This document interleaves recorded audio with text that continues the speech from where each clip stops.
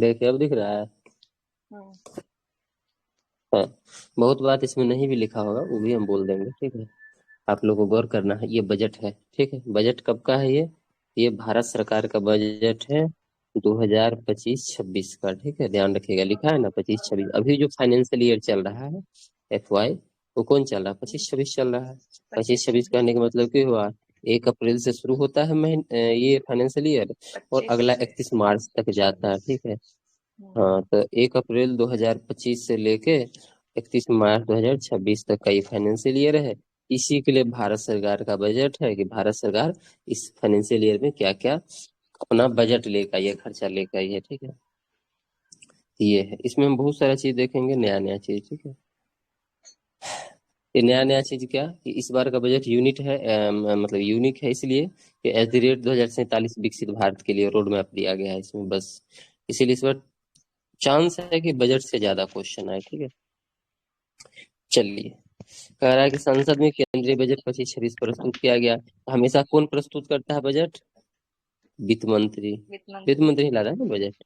चलिए, लास्ट में देखेंगे कि सबसे ज्यादा बजट कौन लाया है, ठीक है।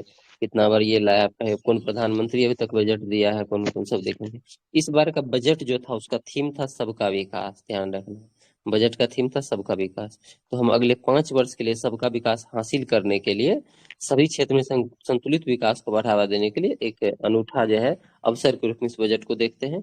इसमें इस बजट जो है, इस बजट में एक तेलुगु कवि है और नाटककार रहे हैं, उनका नाम है गुरुजादा अब्बाराव, ठीक है।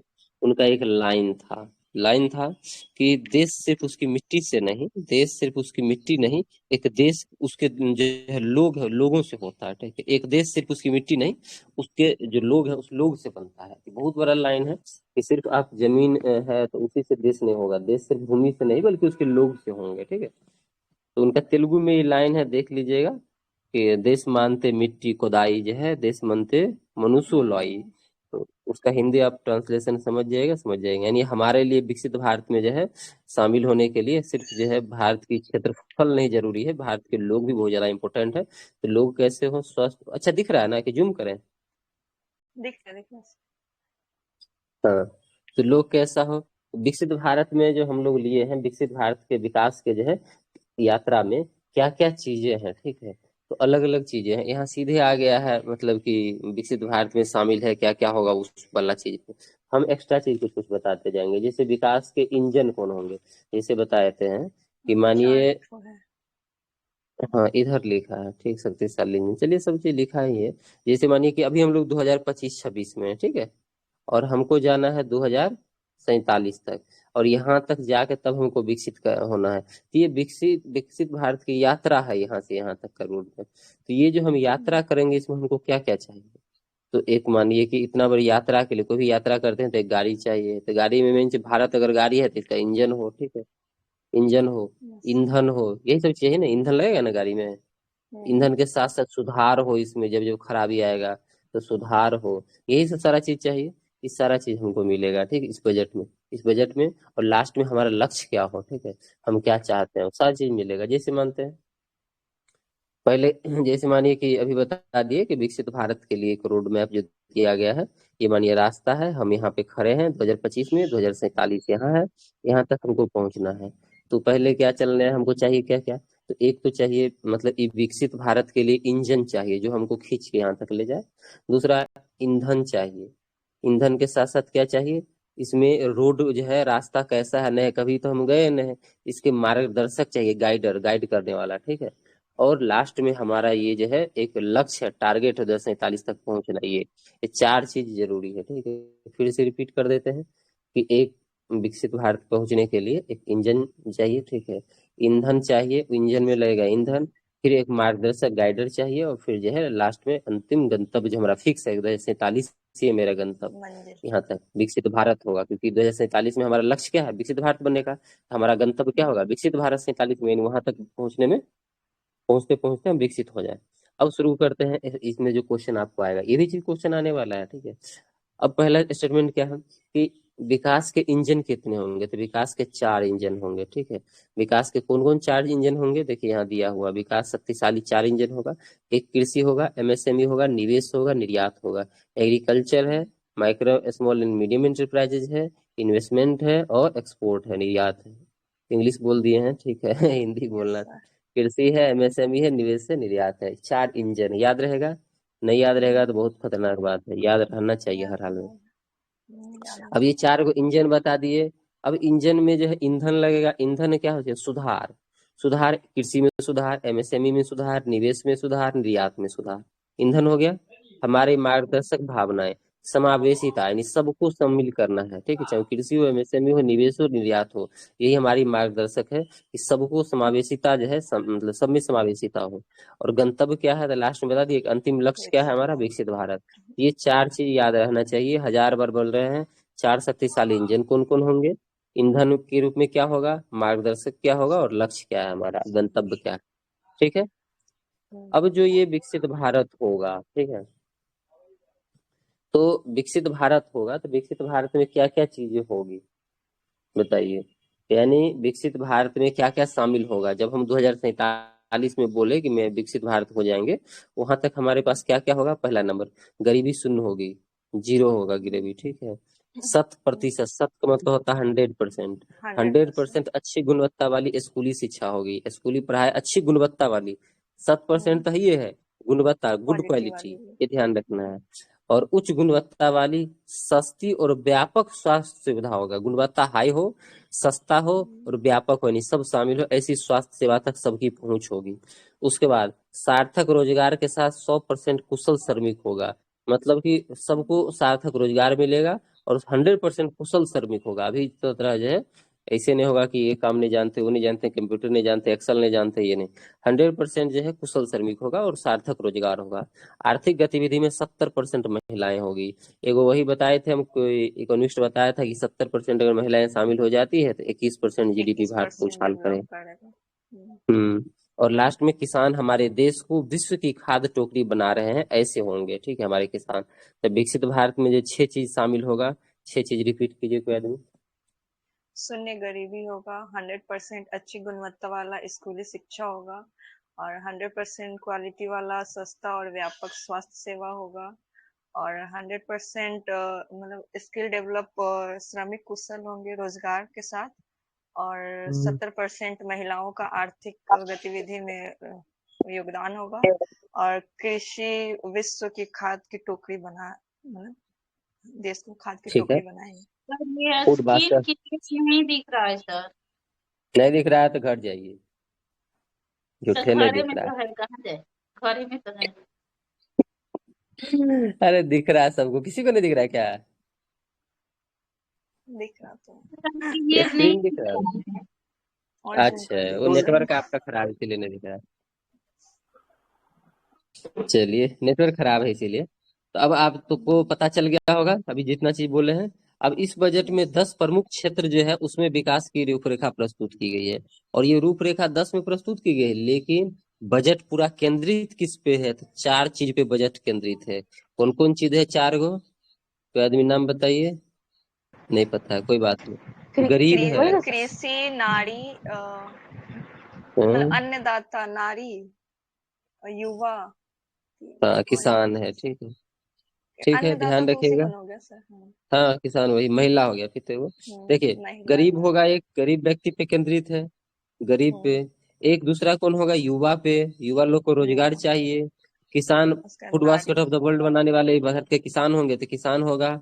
और 70% अन्नदाता। महिला की हम बात की है तो महिला होगी, ठीक है, याद रहेगा। यस। गरीबी शून्य करना है तो गरीबी आएगा, ठीक है। युवा को रोजगार, सार्थक रोजगार, 100% स्किल की बात की है तो युवा आएगा। Food basket of the world की बात कर रहे हैं तो किसान आएगा। और उसके बाद अन्नदाता। कह रहे हैं कि महिला 70% रोजगार में होगी तो महिला आएगी। इसी 4 चीज पे पूरा बजट 25-26 का केंद्रित है, याद रहना चाहिए, ठीक है। गरीबी, गरीब, युवा, किसान और महिला, इसी 4 पे, ठीक है। चलिए, अब कह रहा है कि किस किस चीज को इसमें शामिल किया गया है, 10 प्रमुख क्षेत्र क्या क्या है, ठीक है। तो रिपीटेड कर देते हैं, आप लोग ध्यान से देखिएगा। कृषि विकास और उत्पादकता को बढ़ावा देना, याद रहेगा ये तो चीज। उसके बाद ग्रामीण समृद्धि और लचीलापन को बनाना, समावेशी विकास पथ पर सभी को एक साथ लेके चलना, विनिर्माण को बढ़ावा देना और मेक इन इंडिया को आगे बढ़ाना, ठीक है। एमएसएमई का समर्थन करना, रोजगार आधारित विकास को सक्षम बनाना, लोग, अर्थव्यवस्था, नवाचार में निवेश करना, ऊर्जा आपूर्ति को सुरक्षित करना, निर्यात को बढ़ावा देना, नवाचार को बढ़ावा देना, ये इस बजट में शामिल किया गया है, ठीक है। रहेगा याद। चलिए, विकसित भारत जो होगा, विकसित भारत एक चीज बताते हैं यार, चलो हाँ, विकसित भारत जो होगा, ठीक है, 2047, मानिए 2047 में, उसमें क्या लग रहा है, विकसित भारत की आकांक्षाएं क्या होगी, हमारा क्या मतलब आकांक्षा है कि विकास में तेजी लाना होगा, ठीक है, समावेशी विकास को सुनिश्चित करना होगा, भारत के बढ़ते मध्यम वर्ग के व्यय करने की क्षमता को बढ़ाना होगा, निजी क्षेत्र को निवेश को नई जान देनी होगी, परिवार को जो है मनोभाव को उल्लास से भरना होगा। ये जितना चीज 10 ऊपर है ना, ये सब चीज इसी में शामिल हो जाएगा, ठीक है। 10 चीज ऊपर है, आप एक बार 10 चीज को देख लीजिएगा, बाकी चीज आपको याद हम करवा दिए हैं, ठीक है। गुरु गुरु ज्यादा पर आप वाला कथन, ठीक है। उसके बाद इसमें 4 सेक्टर में बांट दिए हैं, मतलब पहले तो बताए कि ईंधन क्या, इंजन क्या होगा, ईंधन क्या होगा, मार्गदर्शक क्या होगा, मार्गदर्शक 2047 में क्या क्या शामिल होगा, बजट किस पे फोकस्ड है, 10 गो सेक्टर बता दिए कि किस किस पे दिया गया है। यहाँ तक कोई दिक्कत नहीं होना चाहिए, ठीक है। कह रहा है इस बजट का उद्देश्य 6 क्षेत्र में परिवर्तनकारी सुधार शुरू करना है। ये क्षेत्र कौन कौन है देखिए, पता है ना, सुधार किसको लिए हैं, ईंधन के रूप में हम सुधारे को न लिए हैं, ईंधन के रूप में हम सुधारे को लिए हैं। तो 5 वर्षीय अवधि में हमारी विकास क्षमता और विश्व स्तर पर प्रतिस्पर्धा बढ़ाएगी। ये 6 क्षेत्र कौन है, एक तो कराधान में सुधार, विद्युत क्षेत्र में सुधार, शहरी विकास में सुधार, खनन में सुधार, वित्तीय क्षेत्र में सुधार और विनियामक सुधार। यही 6 सुधार करना है जो हम ईंधन के रूप में बात कर रहे थे, ठीक है। बजट की तरफ आ जाते हैं, यही 6 चीज लिख दिया, कराधान, विद्युत क्षेत्र, शहरी विकास, खनन, वित्तीय क्षेत्र और विनियामक सुधार। अब हम एक एक करके बात करेंगे, ठीक है। जो चीज कुछ बोलेंगे समझिए क्वेश्चन आने वाला है। कर टैक्स की सुधार की बात कर रहा है। सरकार बोला है कि पहले विश्वास करो बाद में जांच करो, ठीक है। इस अवधारणा के साथ एक नया टैक्स स्लैब लाया है। नया टैक्स स्लैब क्या है, 12 लाख रुपया तक की आय पर जो है शून्य आयकर यानी 0 टैक्स रहेगा, पता होगा आप लोग। और जो लोग वेतन भोगी करदाता है, मतलब जो लोग नौकरी कर रहे हैं और उनको टैक्स देना पड़ रहा है, तो उनको 75,000 की मानक कटौती मिलेगी। इसका मतलब है 12,75,000 तक नो टैक्स होगा। कोई दिक्कत नहीं। चलिए, अब ये स्लैब दे दिया गया है, ठीक है, कि 0 से 4 लाख रुपया तक क्या टैक्स है, 4 से 8 लाख तक क्या टैक्स है, 8 से 12 लाख तक क्या है, 12 से 16 लाख तक क्या है, 16 से 20 तक क्या है, 20 से 24 तक क्या है, 24 लाख से अधिक वाला को क्या टैक्स है, ठीक है। तो आप लोग यहाँ से आप समझ सकते हैं कि टैक्स का स्लैब क्या है, ठीक है, कितना कितना टैक्स लगेगा।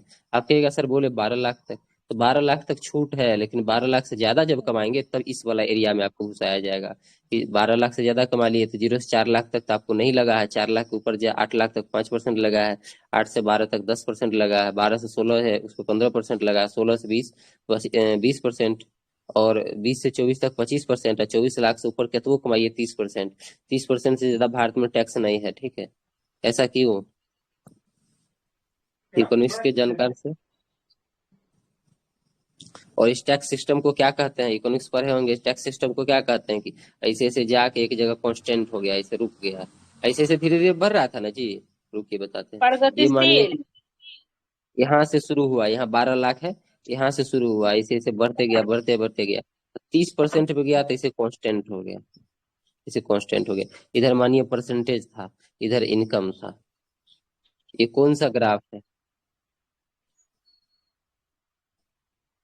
हैं?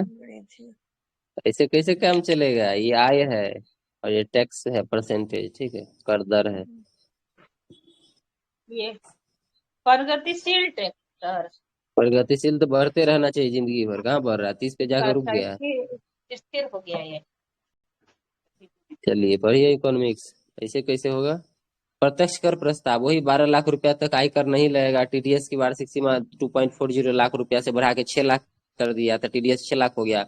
वरिष्ठ नागरिक के लिए जो है कर कटौती 50,000 रुपया से 1 लाख रुपया कर दिया गया है।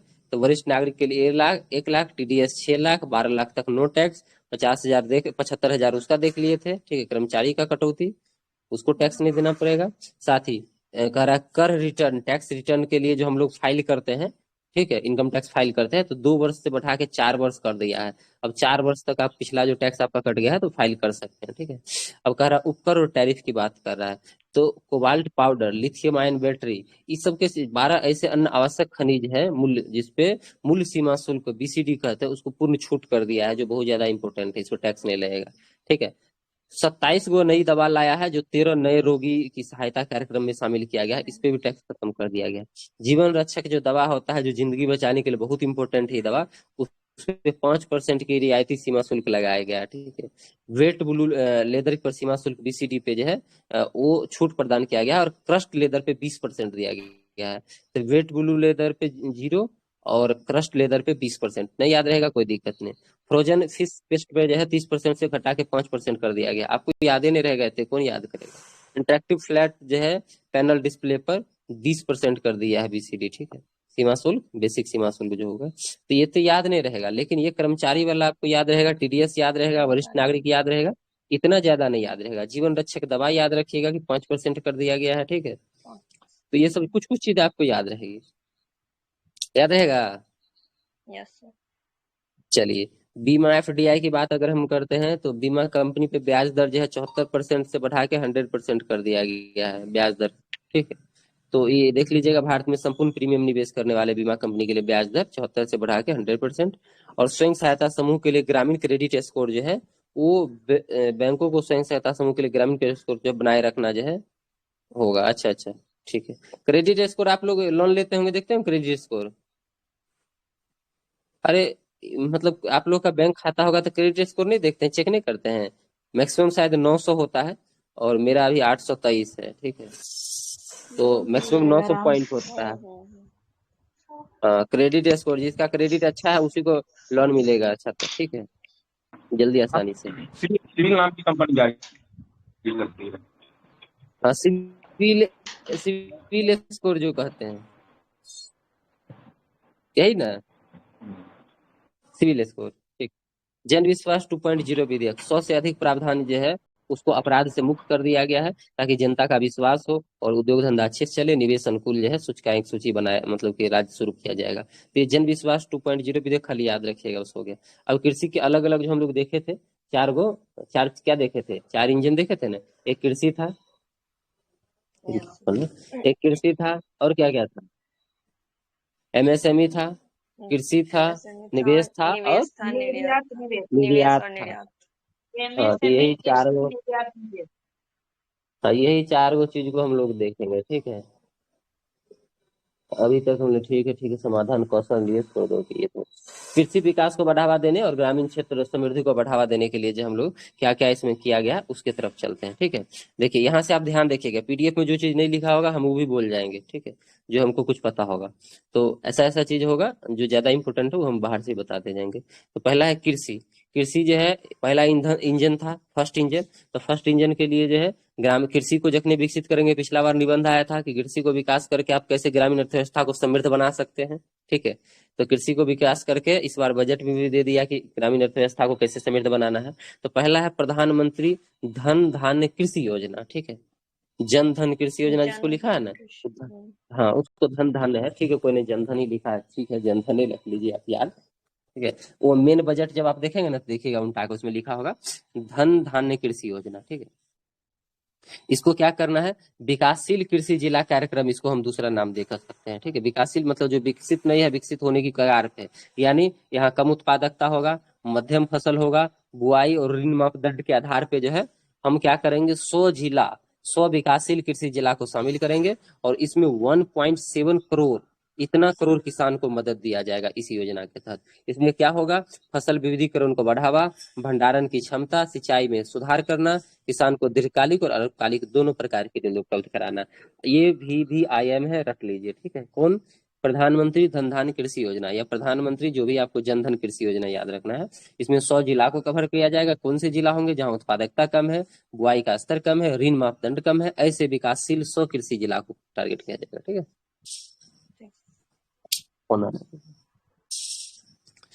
उसका दूसरा है ग्रामीण समृद्धि और लचीलापन कार्यक्रम, देख लीजिएगा इसको। ठीक है, कृषि में अल्प रोजगार से निपटने के लिए जो है बनाई गई योजना है। ठीक है, ये भी वैसा ही है, मतलब कृषि को सपोर्ट करना है। और तीसरा है दाल के लिए आत्मनिर्भर मिशन, ये तो बार बार हम लोग पढ़ेंगे, ठीक है। दाल के लिए आत्मनिर्भर मिशन है, 6 वर्ष तक ले चला है। इसमें मुख्य मकसद है दाल के उत्पादन में हम लोग को ये आत्मनिर्भर होना है, ठीक है। इसमें बड़ा कम कम दिया है, ठीक है। चलिए एक सेकेंड, हाँ दाल वाला है, एक्सटेंड है ज्यादा, रुकिए रूम में जाते हैं, इसमें आवाज ज्यादा आएगा।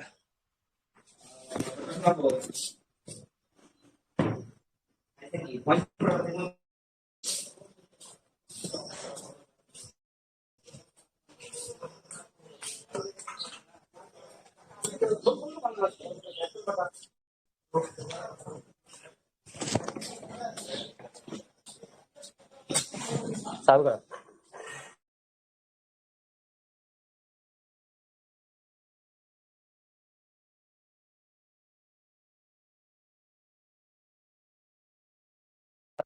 आवाज आ रही है? हेलो, हाँ सर आ रहे। स्क्रीन में आपको दिख नहीं रहा होगा, अभी दिखेगा, एक मिनट में। नहीं अरे आज योगा डे है ना, पूरा योगा योगा खेले हैं सब मिलके। आप लोग तो योगा नहीं किए होंगे सवेरे सवेरे। ना सर। चलिए तो पहला हम लोग देख लिए थे, पहला कौन था? धन धान कृषि कृषि योजना, या जो भी कहे प्रधानमंत्री धन धान मतलब जो है जनधन कृषि योजना, जो बोलना बोलिए, समझ गए। दूसरा है राष्ट्रीय उच्च पैदावार बीज मिशन, ठीक है। वो भी नीचे हम देख लेंगे कि क्या है, हम मोटा मोटी बता देते हैं कि राष्ट्रीय बीज मतलब कि राष्ट्रीय उच्च पैदावार बीज मिशन क्या है कि उच्च पैदावार वाले कीट प्रतिरोधी और जलवायु अनुकूल, दो चीज ध्यान रखना है कि वो हाई मतलब की पैदावार वाला होगा, HYV बीज, उच्च पैदावार वाले। दूसरा नंबर ध्यान रखना है कीट प्रतिरोधी होना चाहिए, कीट प्रतिरोधी और जलवायु अनुकूल, यानी वर्षा गर्मी जो भी होगा, ठीक है, सूखा सबके अनुकूल। ऐसे 109 किस्म याद रखना, 109 किस्म से 109 से अधिक बीजों की किस्म जो है उपलब्ध की कराई गई है, ये ध्यान रखिएगा। 109 किस्म पूछेंगे। चलिए दूसरा तीसरा चीज है KCC जो होता है, आप लोग सुने होंगे KCC के बारे में। तो KCC के माध्यम से किसान को अधिक ऋण देने की योजना बनाई गई है, जिसमें 7.7 करोड़ किसान, 7.7 करोड़ किसान को पहले 3 लाख तक मिलता था, ठीक है, क्या मिलता था? ऋण। अब उसको बढ़ा के 5 लाख कर दिया गया, ठीक है, ध्यान रहेगा ये चीज। Yes sir. ठीक है, उसके बाद आपका, चलिए धीरे धीरे इसमें होगा, उसे पढ़ते ही जाएंगे, ठीक रहेगा। क्या बताने इसका करा, गरीब युवा अन्नदाता नारी पे केंद्रित विकास के उपाय। उपाय क्या है? पहला तो प्रधानमंत्री धन धान्य कृषि योजना। कहाँ गया जनधन योजना? देखे इसका ओरिजिनल नाम धन धान्य ही है, गलती से छाप दिया है जनधन। ठीक।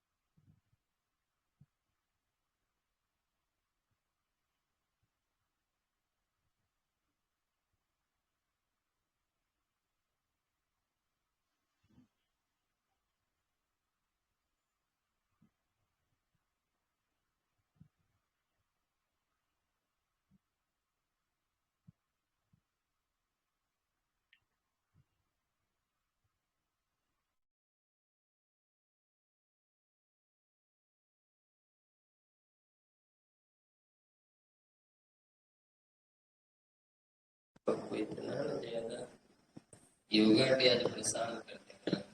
चलिए ठीक है, देख लिए ना, ये इसका नाम ओरिजिनल में क्या था? प्रधानमंत्री कृषि धन धान्य योजना था, ठीक है। ये कृषि जल विकास अगर हम पता चल गया, 100 जिला में 107 करोड़ किसान को मदद करना है, KCC के ऋण के माध्यम से अधिक ऋण देना है, ये भी बता दिए। 7.7 करोड़ किसान को जो है, जिसमें किसान, मछुआरा, डेयरी किसान, ये सब होंगे। इसको अल्पकालिक ऋण सुविधा 5 लाख तक देगा, पहले 3 लाख तक देता था, ठीक है। उसके बाद एक है कपास उत्पादकता मिशन, ठीक है। कपास उत्पादकता मिशन क्या है? तो 5 वर्षीय किस मिशन लाया गया है कपास कृषि के लिए, और ध्यान रखना है इसमें 5 वर्षीय कपास कृषि उत्पादकता और विश्वसनीयता सुधार के लिए लाया गया। वहनीयता सुधार, अच्छा अच्छा, वहनीयता प्राप्त सुधार में मदद करेगी, ठीक है।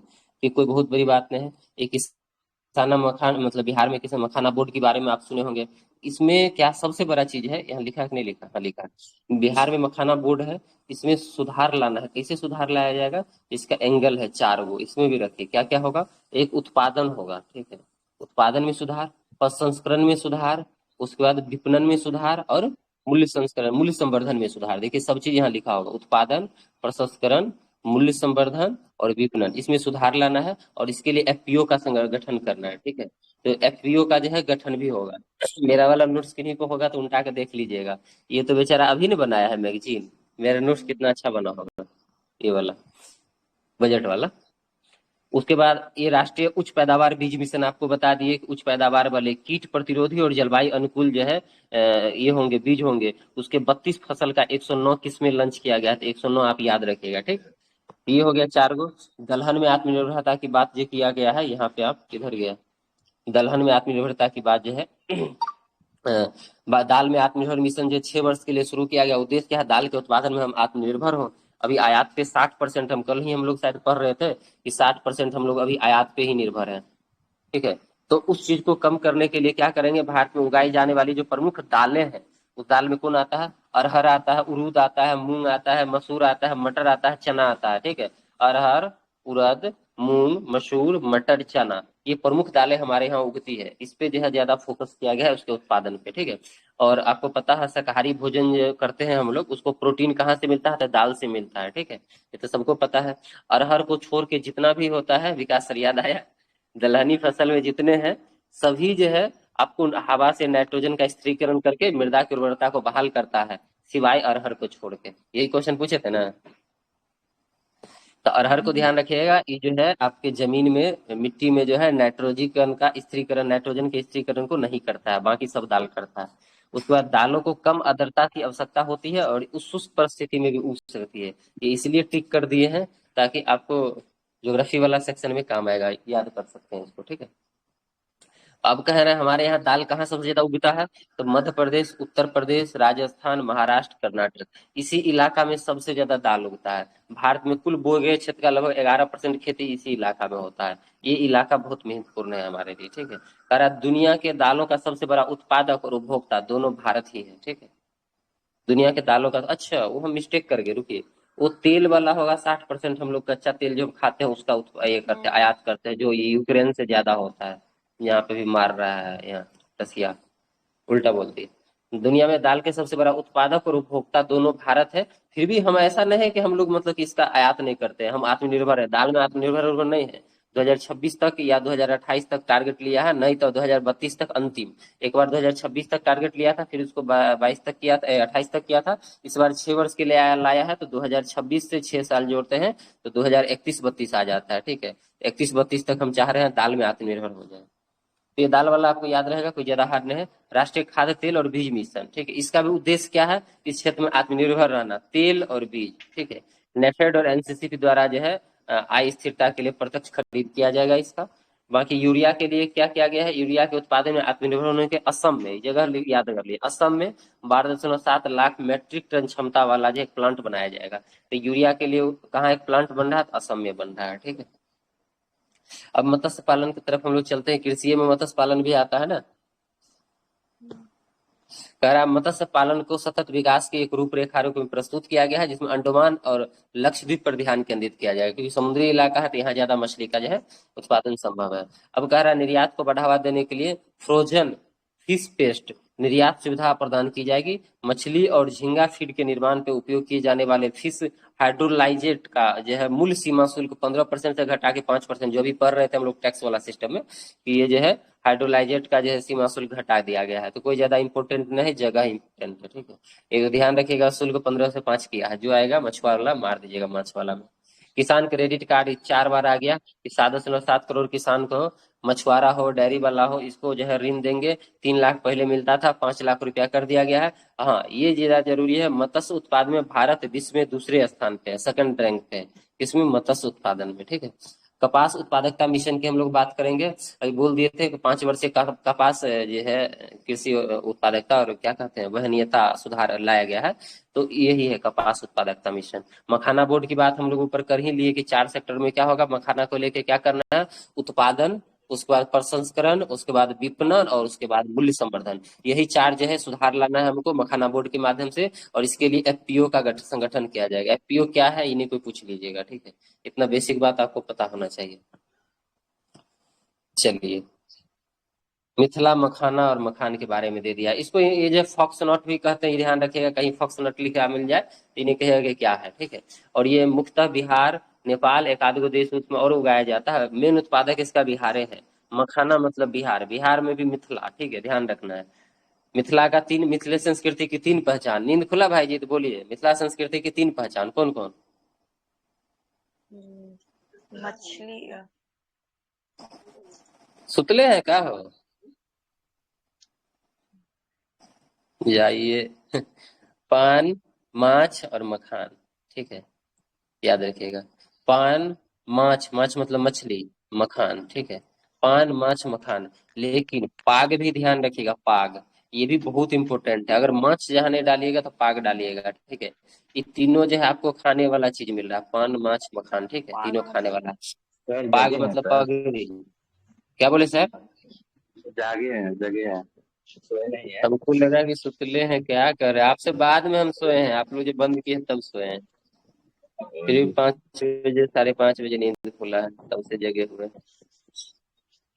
चलिए, मैथिल यही कल पूछ रहे थे, याद है? परसों शायद पूछ रहे थे। मैथिल ब्राह्मण नवविहित हाँ, युग, मतलब कि नया नया जब मैथिल ब्राह्मण में शादी होता है ना, तो एक त्योहार मनाया जाता है। त्योहार का क्या नाम है पूजा जी? हो लग रहा है। कोजागरा त्योहार, ध्यान रखिएगा। इसमें मखाना का विशेष महत्व है, ठीक है। अब फॉक्सनट जो है पते होगा, पोषण की दृष्टि से protein, fibre, calcium, magnesium, iron, phosphorus ये सब देता है। इसको 2022 में जीआई टैग दिया गया है, किसको? मिथिला मखाना को। और एक चीज और, मोदी जी अभी का किस देश के प्रधानमंत्री और राष्ट्रपति और को जो है शीशा में भर के जो है ये मखाना जो है ये गिफ्ट किए थे, याद है किसी को? दिल्ली में नहीं याद है? ऐसे डिब्बा दिए लगा थे हुआ है। याद है, दिए थे याद है। चलिए, नहीं याद है तो कोई बात नहीं, सी खाली याद है हमको। बोलिए बोला बोलिए। तो कौन सा?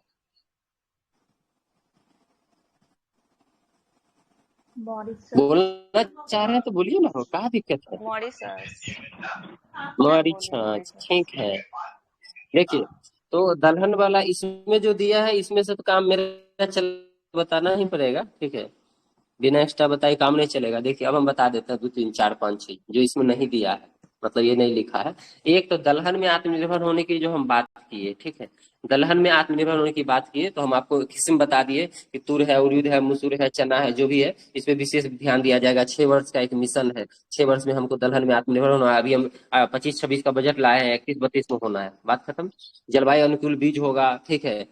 और क्या है बताए थे, कीट प्रतिरोधी बीज होगा। इससे क्या होगा, हम क्या करेंगे, दलहन में आत्मनिर्भर होकर प्रोटीन की मात्रा बढ़ाएंगे, ठीक है, प्रोटीन की मात्रा बढ़ेगी, उत्पादकता में वृद्धि होगी। कटाई के बाद हम इसको, इसके लिए क्या कर सकते हैं, तो कटाई जब दाल का होता है उसके बाद इसके भंडारण और प्रबंधन की व्यवस्था करना होगा, जो कोल्ड स्टोर हो चाहे जो भी हो। उसके बाद किसान को लाभकारी कीमत जो है प्रदान करना होगा। ऐसा नहीं कि किसान दाल खूब उपजा लिया और हम उसका दाल खरीदे नहीं रहे हैं, ठीक है, और उसके दाल मार्केट तक पहुंचा ही नहीं रहे हैं। तो ये भी करना होगा, किसान उपजा के देगा तो उसको खरीदना पड़ेगा, तब जो है हम दलहन में आत्मनिर्भर होंगे, किसान ज्यादा उपजाने की तरफ जाएंगे। उसके बाद ग्रामीण अर्थव्यवस्था जो है, ग्रामीण अर्थव्यवस्था, उसमें उत्प्रेरक के रूप में जो हम लोग भारतीय डाक को देखते हैं, ठीक है। भारतीय डाक, जब आप मेन बजट का अति पढ़ेंगे ना, इसमें नहीं दिया है, मेन बजट वाला हम देखेंगे, दिखा हुआ है। इसमें क्या है, ग्रामीण समुदाय के आसपास होता है। ग्रामीण अर्थव्यवस्था जो है मतलब पूरे एक दूसरे के आसपास बसी होती है, घर सबका आसपास होता है, ठीक है। और हम लोग ग्रामीण डाकघर जो है वो कितनी है हमारे पास अभी, तो 1.5 लाख जो है डाक, ग्रामीण डाकघर है। और उसमें 2.4 लाख डाक सेवक है, ये ध्यान रखिएगा। इतने डाक सेवक काम करते हैं, ठीक है। ये संस्थागत डाक सेवाएं होती है, खाता सेवा इसमें होती है। आपको पता होगा कि डाकघर में अकाउंट भी खुलता है ना, डीबीटी भी होता है, डायरेक्ट बेनिफिट ट्रांसफर। उसके बाद यहाँ पे जाते हैं आप कैश भी निकालते हैं, ईएमआई, शायद ये भी सुविधा है ना, ईएमआई का, ईएमआई का सुविधा होगा, ठीक है। ये सब चीजें हैं। साथ ही आपका जो फ्लिपकार्ट से, अमेजन से जो सामान आता है वो भी अब जो है डाक से, डाक के थ्रू आता है। छोटा छोटा किसानों को जो है क्रेडिट सेवा भी देता है, डाक जो है बीमा भी करता है, डिजिटल सेवा में भी सहायता कर रहा है। और ये सब चीजों को देखते हुए हमारी जो ग्रामीण अर्थव्यवस्था है उसके लिए ये उत्प्रेरक है, ठीक है। क्या? डाकघर, पता चला कैसे उत्प्रेरक है, इस इतना चीज कर रहा है। कैसे? पहला नंबर तो मानिए कि ग्रामीण अर्थव्यवस्था सब आसपास में है, तो सबके आसपास है, बैंक थोड़ा दूर होगा लेकिन डाकघर उसके बगल में गांव में होगा, ठीक है। तो ग्रामीण समुदाय के आसपास में आपको डाकघर मिल जाएगा। ये संस्थागत खाता सेवा प्रदान करता है, पता है सबको, अकाउंट इसमें भी खुलता है। बताया कि डीबीटी भी करता है, कैश लेन देन भी करता है, ईएमआई का सुविधा भी देता है, छोटे छोटे जो है उद्योगों को क्रेडिट भी देता है, पैसा भी देता है, कर्ज जिसको कहते हैं, बीमा भी देता है, डिजिटल सेवा भी देता है, अब डिलीवरी भी करता है अमेजन फ्लिपकार्ट का सामान का। तो ये सब जो है हमारे मतलब ग्रामीण अर्थव्यवस्था के लिए उत्प्रेरक का ही काम है कि एक ही जगह एक ही संस्थान इतना ज्यादा काम कर रहा है। कितने अभी डाकघर है बता दिए, 1.5 लाख डाकघर है, 2.4 लाख जो है इसमें सेवक है। कोई दिक्कत की बात नहीं आना चाहिए, इसमें नहीं ना आएगा। नहीं सर। अभी डाकघर को जो है ग्रामीण गांव में जो पंचायत भवन होता है, पंचायत भवन में शिफ्ट कर लिया गया है। क्यों शिफ्ट कर लिया गया है? क्योंकि डाकघर जो है किसी व्यक्ति के घर में होता था तो व्यक्ति का प्रभुत्व ज्यादा चलता था, वो अच्छा नहीं लगता था कि मानिए आपके दरवाजा पे डाकघर है, आपके गाँव में डाकघर है, आपके घर में डाकघर है, तो अब उसको सरकारी जगह पंचायत भवन में लाया जा रहा है, ठीक है। याद होगा, आप लोग को पढ़े होंगे। Yes sir. यहाँ तक में आपका पहला था, यहाँ तक में किसी कोई दिक्कत समस्या तकलीफ है तो बताइए, बोलिए ना। नहीं सर, तो नहीं। इंडिया सांप पे पोस्ट सूझ जा। Payment, India post payment bank हाँ क्या? ये इसको लाया गया था डाकघर को बैंकिंग सुविधा डाकघर में मुहैया कराने के लिए ही न लाया गया था। हाँ तो देखे और बता दिए कि सब सुविधा देता है, वो तो स्कीम हो गया उसके अंदर। कितनी स्कीम रटा जाए, बजट को बजट के हिसाब से देखते हैं। ठीक है। चलिए, अब यहाँ पे आपको बुनियादी ढांचा, रसद और शहरीकरण के लिए दिया इंडिया पोस्ट लॉजिस्टिक प्रदान किया जाएगा। यही जितने चीज आपको बोले हैं यहाँ दिया होगा, ठीक है, आपको और लीजिएगा, ठीक है। डार्क बॉक्स कहा जाता है। चलिए इधर आइए, भारत ट्रेड नेट बुनियादी ढांचा विकास है, पीपी मॉडल पे अगर किया जाएगा, पीपी मॉडल क्या है, ठीक है, ये सब हमको देखना है। भारत ट्रेड नेट क्या है, बुनियादी ढांचा के लिए पीपी मॉडल जो भी बजट में क्या है, निर्यात संवर्धन मिशन क्या है, भारत नेट परियोजना क्या है, समुद्री विकास निधि क्या है, ठीक है, शहरी चुनौती निधि क्या है, राष्ट्रीय भूस्थानिक मिशन क्या है, ये सब आपको एक एक बार मोटा मोटी देखने में फायदा रहेगा, ठीक है। तो देख लीजिएगा कि हम देखते हैं, बताइए, बोलिए जी। तो देख लेंगे। बताइए, देख लेंगे। थोड़ा थोड़ा बता दीजिए। हाँ, हम अपना नोट्स वाला से बता देंगे क्योंकि हमारा नोट्स अच्छा से लिखा हुआ है, इसमें अच्छा से नहीं है, ठीक है। चलते हैं, अभी मोटा मोटी कुछ योजना देख लीजिए। प्रधानमंत्री आवास शहरी योजना पते है 2024 में कह रहा है 1.8 करोड़ घरों को मंजूरी दी गई है। शहरी परिवहन मेट्रो प्रणाली 23 शहर में 10 किलोमीटर का परिचालन हो रहा है, 980 किलोमीटर अभी निर्माणाधीन है, बन रहा है मेट्रो। कायाकल्प शहरी परिवर्तन अटल मिशन 70% तक जो है नल जल कवरेज को बढ़ाया गया। सीवरेज सिस्टम जिसको नाला कहते हैं, जिसमें नाला होगा, नाली से पानी जाता है, उसको 22% तक 62% बढ़ा दिया गया है। स्मार्ट सिटी मिशन 2015 में शुरू किया गया, 93% काम पूरा हो चुका है। ये झूठ लिख रहा है, इतने हुआ है, ठीक है, बजट में गलत दिया है।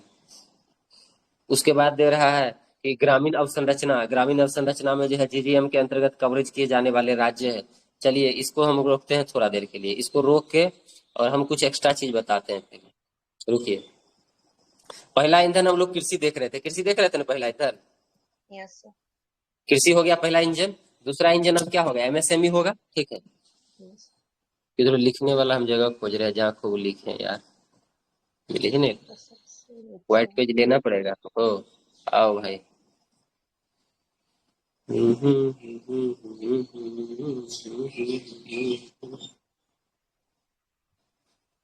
छोड़ दी यार, लिखेगा जाता है। देखिए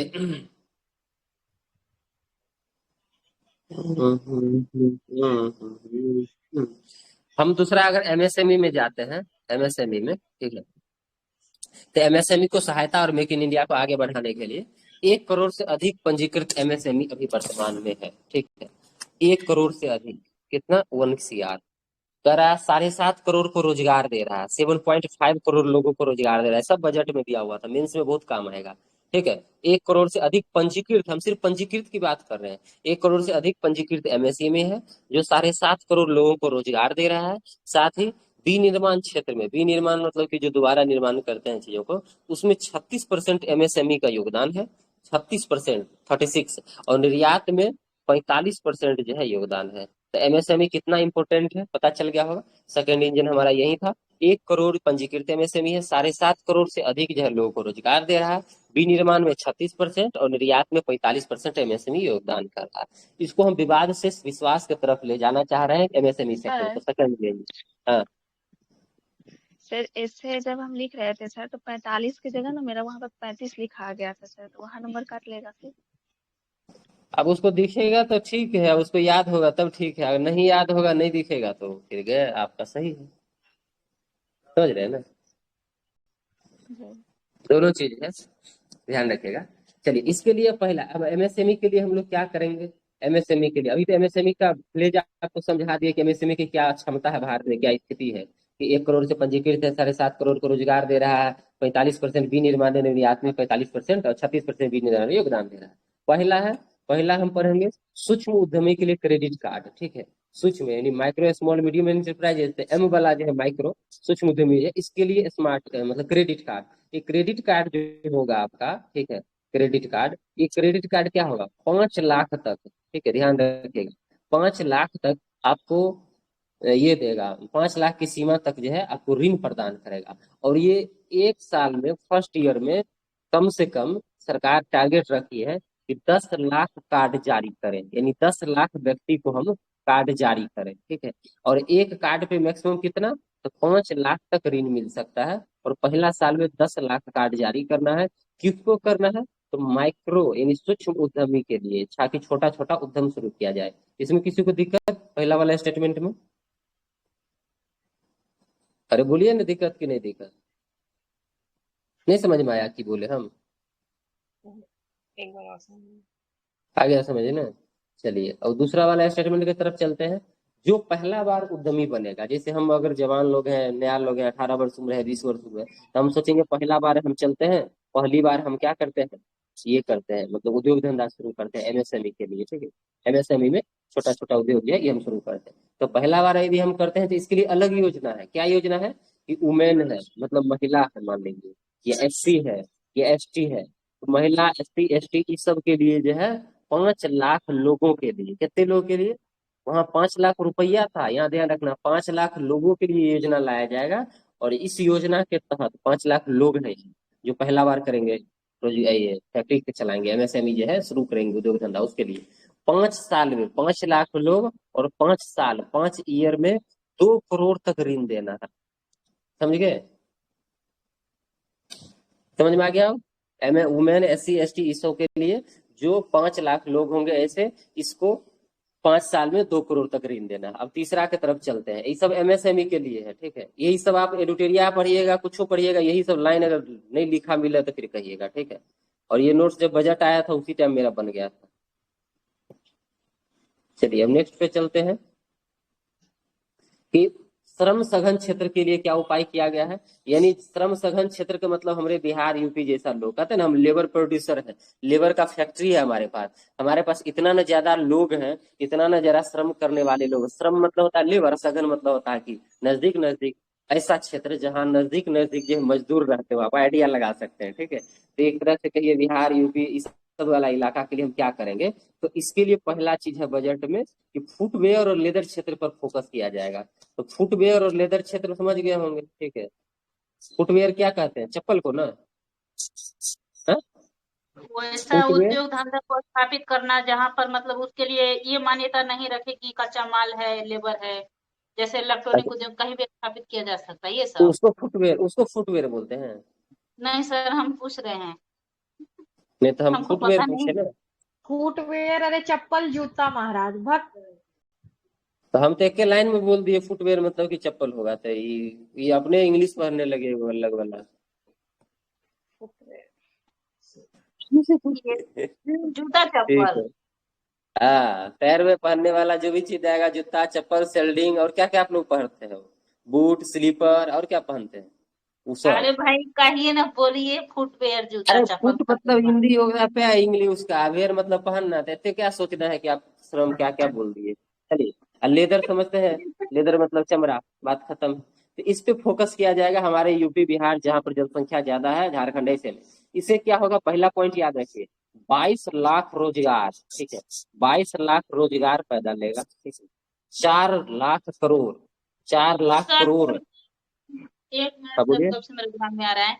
वो जो है सर, मान लीजिए जहां पर हम उद्योग स्थापित कर रहे हैं, ऐसा उद्योग जो ये नहीं मान्यता रख रहा है कि कच्चा माल कहाँ ये है, जैसे इलेक्ट्रॉनिक कंप्यूटर, तो सर इसको क्या कहते हैं? इसको भी फुटलूज उद्योग बोलते हैं, क्या बोलते हैं इसको? कोई किन्हीं को पता है? उस उसको अभी कुछ दिन पहले हम लोग पढ़ रहे थे, तो ऐसा मतलब जहाँ पे कच्चा माल के ऊपर ये नहीं पड़ती है, जरूरत नहीं पड़ती है, सिर्फ जो है मतलब दो कहीं या भी तीन चीज की जरूरत स्थापित पड़ती है, किया कहीं भी जा खोला जा सकता है। सकता है। कहीं भी नहीं किया जा सकता है, करेगा वही जगह पे जहाँ पे एक दो चीज था, वो चीज हो, बस वहीं पे किया जा सकता है। जैसे मान लीजिए कि ये क्या बोलते हैं हम, ऑनलाइन अगर कोई काम है ऐसा कि मतलब वहीं से बैठे बैठे किया जा सकता है, तो कहीं भी किया जा हाँ सकता है, हाँ, नेटवर्किंग सिस्टम को मान लीजिए। लेकिन वो सर पढ़े इसको हैं तो ये 3 दिन फुटलूज पहले उद्योग स्टेट बोलते में हैं, आया। बात है। क्या उसको बोलते हैं फुट संतोष लूज, सर इसको? फुट लूज बोलते हैं, फुट फुट लूज। लूज। अच्छा। लूज इसमें मतलब वो कौन नहीं कौन आ रहता है। जाएगा? मतलब इस वाले पार्ट में एग्जांपल पूछना चाह रहे हैं? हम्म। एग्जांपल में क्या क्या दे सकते हैं सर? ठीक है सर। तो कैसे सोचने दीजिए। यहाँ पे भी लाइट वेट इनपुट वगैरह लगेगा ना, कहाँ कहाँ जा सकता है? आईटी लोकेशन क्या तो बोले? सेक्टर में जितना भी कंपनी है, आईटी सेक्टर डायमंड, वाला कंपनी नोएडा में जो स्थापित है, जो भी। सॉफ्टवेयर आ जाएगा, ठीक। डायमंड वाला भी आ जाएगा सर, डायमंड का जो पॉलिशिंग और कटिंग होता है। हम्म। उसके बाद एक और क्या आ सकता है, गारमेंट भी आ जाएगा। गारमेंट जो मैन्युफैक्चरिंग होता है ना, टेक्सटाइल सेक्टर। गारमेंट के लिए मतलब जरूरी नहीं है कुछ की। मतलब जैसे नोएडा वेडा लुधियाना उधियाना में है ना, एक जगह पे पूरा सब कुछ एक जगह पे रहता है। वो उस सब के लिए, गारमेंट्स वगैरह के लिए क्या ही कितना लगेगा सर, लोअर कॉस्ट होता है ना। मतलब जहाँ पे पूरा वो पंजाब हरियाणा वाला साइड नहीं है सर, लुधियाना उधियाना नोएडा वाला सेक्टर, वहाँ तो पूरा पूरा एक साथ रहता है ना, होलसेल वाले पार्ट में, वहाँ सब एक हम्म। साथ रहता है। तो वहाँ पे डायमंड का कटिंग और पॉलिशिंग भी। और क्या सर, और एग्जांपल ना आ रहा है, एक जो बता रहे हैं ना सॉफ्टवेयर डेवलपमेंट, तो वो भी आ जाएगा।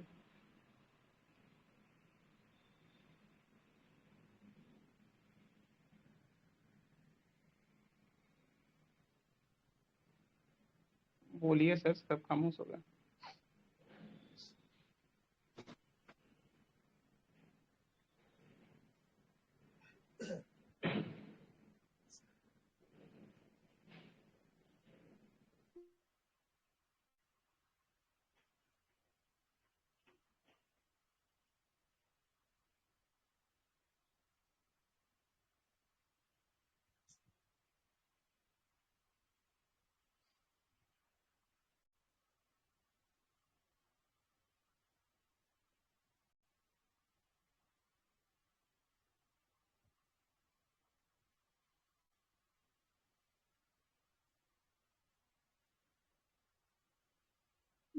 में कोई आवाज नहीं आ रहा है क्या?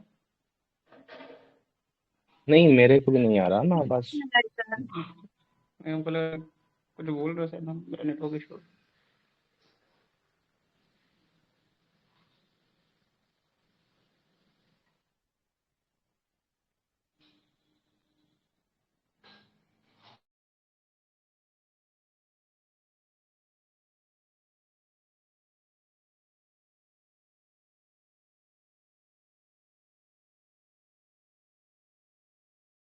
अरे नेटवर्क नेटवर्क, योगा नहीं हो रहा है।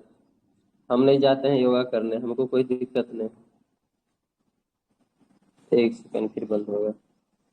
हम इकलौते ऐसे लोग हैं फोर्स में होते हुए भी फोर्स का एक भी रूल नहीं मानते हैं जल्दी। पिछला 3 महीना हो गया हमको, 3-4 महीना ना पीटी में गए हैं ना ट्रेड में गए हैं, ठीक है, सिर्फ अपना ड्यूटी करो बस, काम खत्म। हाँ, तो फुटलूज उद्योग समझ ही गए, फुटवेयर के बारे में बता रहे थे। ये 22 लाख जो है रोजगार, और आपका 22 लाख रोजगार देगा, 4 करोड़ का टर्नओवर होगा, 4 लाख करोड़ का, 4 करोड़ कर ले, 4 लाख करोड़ का टर्नओवर होगा, और 1.1 करोड़ का निर्यात होगा। तो बहुत बड़ा चीज है ये, ठीक है, इसको देख लीजिएगा, ये निर्यात वाला में आ जाएगा। तो 3 चीज है, फुटवेयर और लेदर उद्योग वहां बनाया जाएगा जहाँ श्रम सघन क्षेत्र होंगे, ठीक है, इसमें 22 लाख रोजगार, ठीक है, उसके बाद 22 लाख रोजगार के साथ 4 लाख जो है करोड़ का टर्नओवर, और 1.1 लाख करोड़ का जो है निर्यात होगा। एक तो फुटवेयर और लेदर उद्योग था। एक और आता है, एक आता है दूसरा क्या, कि खिलौना क्षेत्र के लिए, खिलौना क्षेत्र के लिए भी बजट में था, बताइए क्या था? वैश्विक खिलौना केंद्र बनाया गया, वैश्विक हाँ, क्लस्टर, मेड इन इंडिया वैश्विक ब्रांड केंद्र के भारत साथ। को बनाया जाएगा खिलौना का, ठीक है, ध्यान रखना है। वैश्विक केंद्र बनाया जाएगा। तो वैश्विक केंद्र जो खिलौना का भारत को बनाया जाएगा, इसके लिए क्या है, तो मेक इन इंडिया ब्रांड और पर्यावरण अनुकूल, इन दोनों को जो है बढ़ावा दिया जाएगा। और मेक इन इंडिया प्लान और मेक इन इंडिया और पर्यावरण अनुकूल जो बनाया जाएगा, इसके लिए आपको इको सिस्टम में मेन चीज ध्यान रखना है, क्लस्टर, विनिर्माण और कौशल, इस 3 चीज पे फोकस किया जाएगा। तो वही भी चीज होगा। रुकिए, आप लोग का स्क्रीन देखिए लेगा तो फायदा रहेगा। मिथिला मखाना, परिवहन, शिक्षा आ गया, स्वास्थ्य आ गया, श्रम रोजगार आ गया। उसमें ऐसे ना कचरा करके दिया है ना, बस हो गया, राजस्व प्राप्ति हो रही होगा, इसका खत्म। एक एक लाइन कहीं लिखा होगा, हम पढ़े तो हैं ही।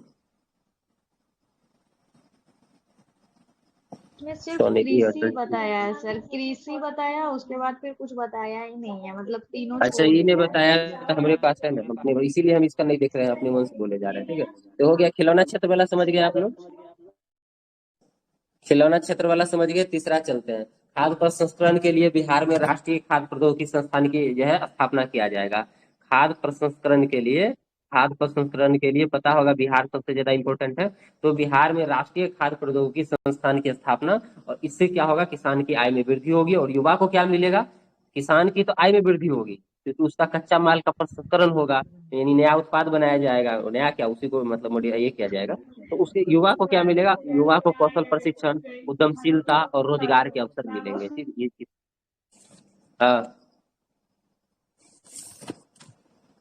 कुछ बोल रहे हैं कि साथ ही सबसे इम्पोर्टेंट जो इसमें नहीं दिया है क्या था, तो एमएसएमई की ऋण उपलब्धता में वृद्धि हुई है, और एमएसएमई का वर्गीकरण जो है नया तरीका से किया गया है, ठीक है। तो ये चीज इसमें दिया ही नहीं, ये चीज गलत है, पूरा पूरा बजट में इस चीज को गायब कर दिया। तो क्या है, अब जो है ऋण गारंटी को बढ़ा दिया गया है। कैसे कैसे बढ़ाया गया है, तो एमएसएमई स्टार्टअप और निर्यातक एमएसएमई, इसको भी बढ़ाया गया होगा कि एमएसएमई को वर्तमान जो है 5 करोड़ का था, 5 करोड़ का था ये ऋण वर्तमान में, उसको बढ़ा के क्या गया है, ऋण गारंटी सुरक्षा को 10 करोड़ कर दिया गया है। स्टार्टअप के लिए 10 करोड़ था, 20 करोड़ कर दिया है। निर्यात एमएसएमई के लिए 20 करोड़ को अभी तक जो है सावधिक ऋण तक जो है 20 करोड़ तक ही रखा गया है। लेकिन एमएसएमई का परिभाषा अगर देखते हैं तो एक होता है मतलब सूक्ष्म उद्योग, ठीक है, एक होता है स्मॉल, एक होता है मीडियम।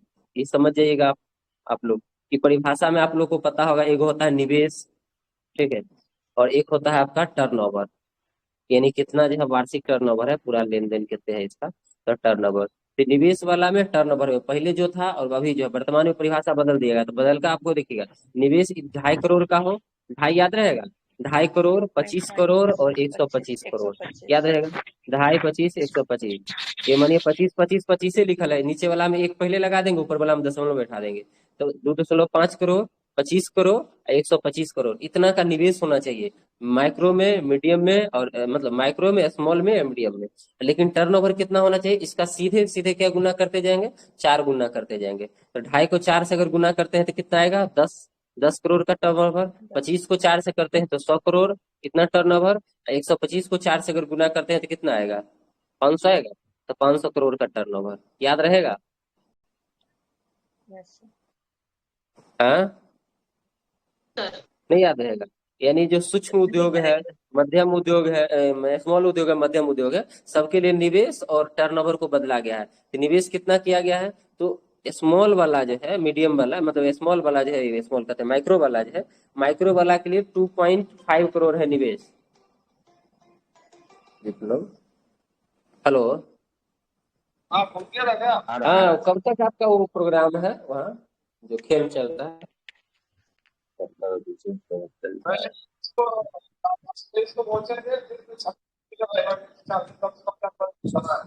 तो मेरा एग्जाम था इसीलिए हमको जाना है, इसीलिए साहब बोले कि एक बार विप्लव को पूछ लो। एक पेपर 24 को, एक पेपर 30 को है। 26 को बहुत क्या है, कुछ है जे पूरा विधि और कोई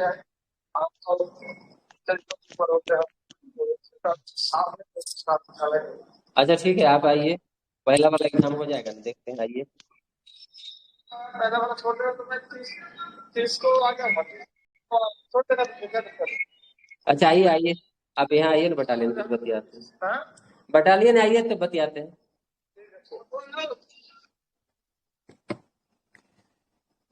देख रहे हैं दूसरे को बुलाना पड़ रहा है कि अपना छुट्टी के लिए, ठीक है।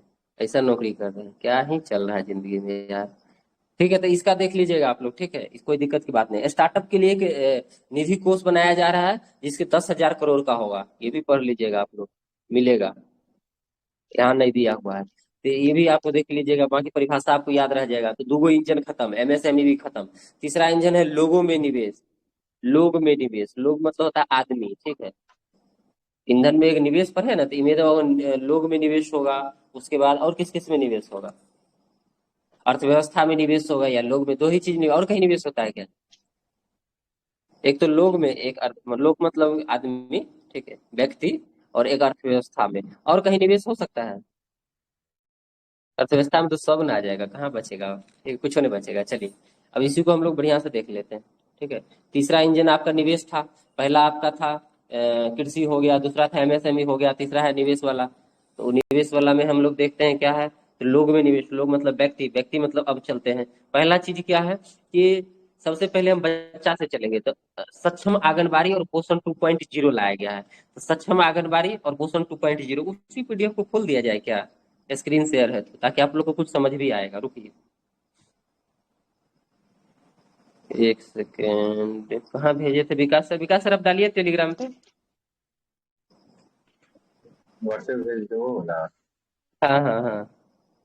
भेज।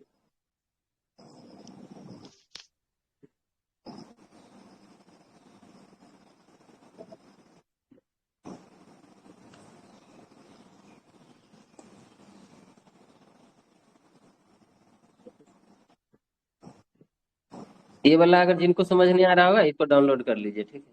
अभी तुरंत समझ में आएगा।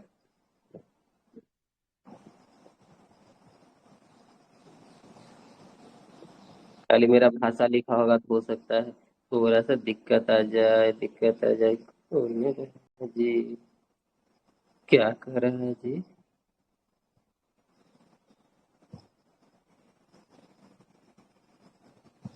नहीं खुलेगा गुरुजी, नहीं खुलेगा। दूसरा से भेजिए, दूसरा तरीका अपनाइए।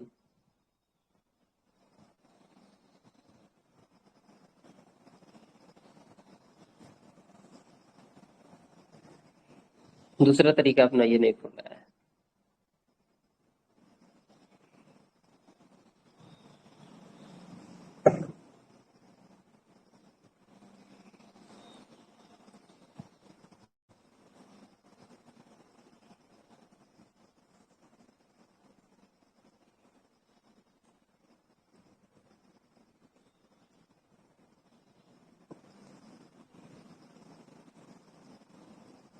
चलिए तब तक किसी को देखते हैं, तब तक सर ट्राई करते हैं आने का, ठीक है। अगर हम लोग देखते हैं कि जैसे हम निवेश की बात की, लोगों में निवेश, तो पहला होगा सक्षम आंगनबाड़ी और पोषण 2.0। अटल टेकनिक प्रयोगशाला होगा। ग्रामीण मतलब सरकारी ग्रामीण माध्यमिक स्कूल को जो है प्राथमिक स्वास्थ्य केंद्र से कनेक्ट किया जाएगा। भारतीय भाषा पुस्तक स्कीम लाया गया है। 5 राष्ट्रीय कौशल उत्कृष्टता केंद्र खोलने की बात हुई है। आईआईटी का क्षमता विस्तार हो रहा है। निवेश हेतु एआई का उत्कृष्टता केंद्र बन रहा है। चिकित्सा शिक्षा का विस्तार हो रहा है। इन लोगों में निवेश की हम बात कर रहे हैं। सभी जिला अस्पताल में जो है डे केयर कैंसर से केंद्र खुल रहा है, जो भी हम लोग देखेंगे एक एक करके। इसमें भी दिया है सेम सेम चीज, ठीक है। ये थोड़ा सा अनवे में दिया है। पीएम स्वनिधि होगा, ऑनलाइन प्लेटफॉर्म के द्वारा जो है गिग वर्कर्स को जो है सुरक्षा दिया जाएगा सामाजिक। तो सबसे पहले देखिए, हम एक लाइन में सबको बता दिए, आप 10-12 चीज। ये है स्वास्थ्य के लिए डे केयर सेंटर। अभी हम तुरंत बोले ये चीज, व्यक्ति में निवेश में ये भी आएगा। वित्त मंत्री 3 वर्ष में जो सभी जिला अस्पताल में कैंसर अस्पताल के लिए डे केयर सेंटर स्थापित करने की बात की है। इसमें कैंसर, दुर्लभ बीमारी और दीर्घकालिक बीमारी के लिए 36 जेनेरिक दवा को सीमा शुल्क से छूट दी गई है, ठीक है। स्क्रीन दिख रहा है ना? Yes sir. हाँ, तो अच्छा ये देखिए, डे केयर सेंटर की बात पहला किया है। ये कहाँ? 36 जेनेरिक दवा में सीमा शुल्क छूट है। थोक दवा खरीद पे सीमा शुल्क शून्य होगा और रियायतें दी जाएगी, रियायतें दर पे जो है लाया जाएगा। उसके बाद सक्षम आंगनबाड़ी पोषण 2.0 कार्यक्रम। इसमें 8 करोड़ बच्चा को सहायता मिलेगा, 1 करोड़ महिला को। महिला लिखना भूल गया है मास्टर साहब, ठीक है। तो 1 करोड़ महिला भी यहाँ पे होगा, ठीक है, ध्यान रहेगा। चलिए, कर आप चिकित्सा पर्यटन और हिल इंडिया, इसमें निजी क्षेत्र के जो है संवर्धन पे जोर दिया जाएगा। पीएम जन आरोग्य योजना जो है पीएमजे की बजट में घोषणा किया गया है, इसको लेके भी कि गिग वर्कर्स को जो है स्वास्थ्य सेवाएं प्रदान की जाएगी पीएमजे के तहत, ठीक है। याद रहेगा। गिग वर्कर्स क्या होता है, पूरा एक टॉपिक ही है मेंस में, पढ़िएगा कि जो आपको मतलब जोमेटो है, स्विगी है, अमेजन है, फ्लिपकार्ट है, इसमें जो कर्मचारी काम करते हैं वो सभी गिग वर्कर्स कहलाते हैं। अब इसकी पहचान के लिए सरकार जो है क्या की है, ताकि इसको सही से जो सरकारी योजना है उसका लाभ मिल सके, इसका पंजीकरण हो, इसका जो है डाटा रिकॉर्ड रहे, इसके साथ कोई ज्यादा शोषण न हो, तो इस सरकार इनके पहचान पत्र और ई श्रम पोर्टल पर पंजीकरण की व्यवस्था कर रही है। ठीक है, ये सब चीज याद रहेगा। चलिए, अब शिक्षा के क्षेत्र में निवेश अगर देखते हैं, भारत में व्यक्ति में निवेश करेंगे शिक्षा के माध्यम से, तो देखिए ज्ञान भारत मिशन, ज्ञान भारतम मिशन, ज्ञान भारत बोलते हैं, ज्ञान भारतम मिशन है। ये क्या है, तो भारतीय भाषा मतलब जो है भारतीय भाषा कहते हैं, पांडुलिपि पुस्तक जो है उसको सर्वेक्षण, दस्तावेजीकरण और संरक्षण के लिए है। इसके लिए 1 करोड़ से ज्यादा पांडुलिपियों को कवर किया जाएगा। ठीक है, याद रहेगा। हम्म, 1 करोड़। चलिए, और बजट में जो है ज्ञान साझा करने के लिए भारतीय ज्ञान प्रणाली आईकिस को एक राष्ट्रीय डिजिटल संधार के रूप में ये किया जा रहा है। बोलो भाई, कुछ कर। ठीक, ये देख लीजिएगा, ज्ञान साझा करने के लिए भारतीय ज्ञान प्रणाली, ठीक है, एक राष्ट्रीय डिजिटल भंडार स्थापित करने की बात की गई है। ठीक है, इसमें क्या होगा, भारतीय भाषा पुस्तक स्कीम इसको हम लोग बोलते हैं। इसमें जो भारतीय भाषा पुस्तक स्कीम है, इसके तहत जो डिजिटल रूप में लगभग 1000 किताब था या 10,000 किताब था, आई थिंक भूल रहे हैं हम। ठीक है, ये दोनों में से 10,000 होगा, 1000 कहाँ से होगा। इसमें स्कूल और उच्चतर शिक्षा का किताब जो ऑनलाइन रूप से उपलब्ध करा दिया जाएगा 1 साल के अंदर से। ठीक है, ताकि आप ऑनलाइन तरीका से ही सारा चीज को पढ़ सके, भारतीय भाषा पुस्तक स्कीम। उसके बाद चलते हैं हम लोग कहते हैं युवा में वैश्विक अवसर को कौशल प्रदान करने के लिए 5 राष्ट्रीय कौशल उत्कृष्टता केंद्र स्थापित किए जाएंगे। जो भी हम आपको बताए हैं, 5 राष्ट्रीय कौशल उत्कृष्टता केंद्र होगा। अब आपको पहले से पता होगा, पहले से उत्कृष्टता केंद्र कौन कौन है अगर आप पढ़े हैं तो। कृषि में उत्कृष्टता केंद्र है, ठीक है, संधारणीय शहर में है, उसके बाद शिक्षा में है, और किस में है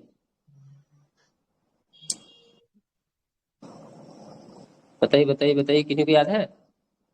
कृषि है, संधारणीय शहर है, शिक्षा है, एक चीज और कुछ याद ही नहीं आ रहा है। ठीक है, 5 गो राष्ट्रीय कौशल उत्कृष्टता केंद्र होगा। अभी जो है अभी एआई पे भी हम लोग चलेंगे। ठीक है, एआई वाला भी हो जाएगा। ये जो उत्कृष्टता केंद्र होगा, make for the India, make for the world, इस सिद्धांत पे काम करेगा। ठीक है, ये make for the India, make for the world, ध्यान रखिएगा।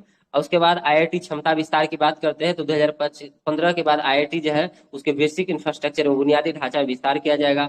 5 आईआईटी में 6500 अतिरिक्त छात्र के प्रवेश के लिए जो है, यानी 6500 अतिरिक्त विद्यार्थियों के प्रवेश के लिए जो है सीट की व्यवस्था की जाएगी। वर्तमान में ध्यान रखिएगा, वर्तमान में अगर मानिए 6500 सीट अगर किया जा रहा है तो अगले 10 साल में 1.35 लाख, इतना लाख इसको बनाना है। ठीक है, यानी ये चीज आपको ध्यान रखना है कि वर्तमान में अगर आईआईटी कितना है तो 23 गो आईआईटी है, तो ये ऐसा आईआईटी है।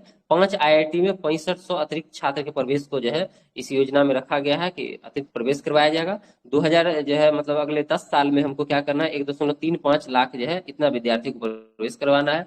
इसी में एक चीज और पढ़े होंगे, अगर बजट पढ़े होंगे, पटना आईआईटी जो है उसके छात्रावास के पुनर्निर्माण की बात की गई है। ठीक है, अभी हम एआई की बात कर रहे थे, उत्कृष्टता केंद्र की बात, तो शिक्षा में उत्कृष्टता केंद्र की स्थापना के लिए 500 करोड़ रुपया दिया गया शिक्षा में एआई के उत्कृष्ट केंद्र की स्थापना के लिए। ठीक है, ये चीज देख लीजिएगा।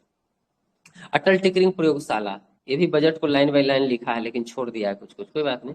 युवा मन में वैज्ञानिक सोच को बढ़ावा देने के लिए, जो युवा होता है उसमें बहुत सारी सोच आती है, तो 5 वर्ष में सरकारी स्कूल में 50,000 अटल टिकरिंग प्रयोगशाला स्थापित की जाएगी। ठीक है, और ये सभी जो है माध्यमिक विद्यालय और ब्रॉडबैंड कनेक्टिविटी प्रदान किया जाएगा। ठीक है, सभी माध्यमिक विद्यालय को ब्रॉडबैंड कनेक्टिविटी जो है दिया जाएगा। ये सब चीज बहुत बेसिक है, याद ही होगा आप लोग को ज्यादा चीज। ठीक है, चलिए, ये फेलोशिप हो गया, प्रदान किया जाएगा 10,000 को। 5 वर्ष में जो है नवाचार अनुसंधान को बढ़ावा देने के लिए 10,000 छात्र को छात्रवृत्ति प्रदान किया जाएगा।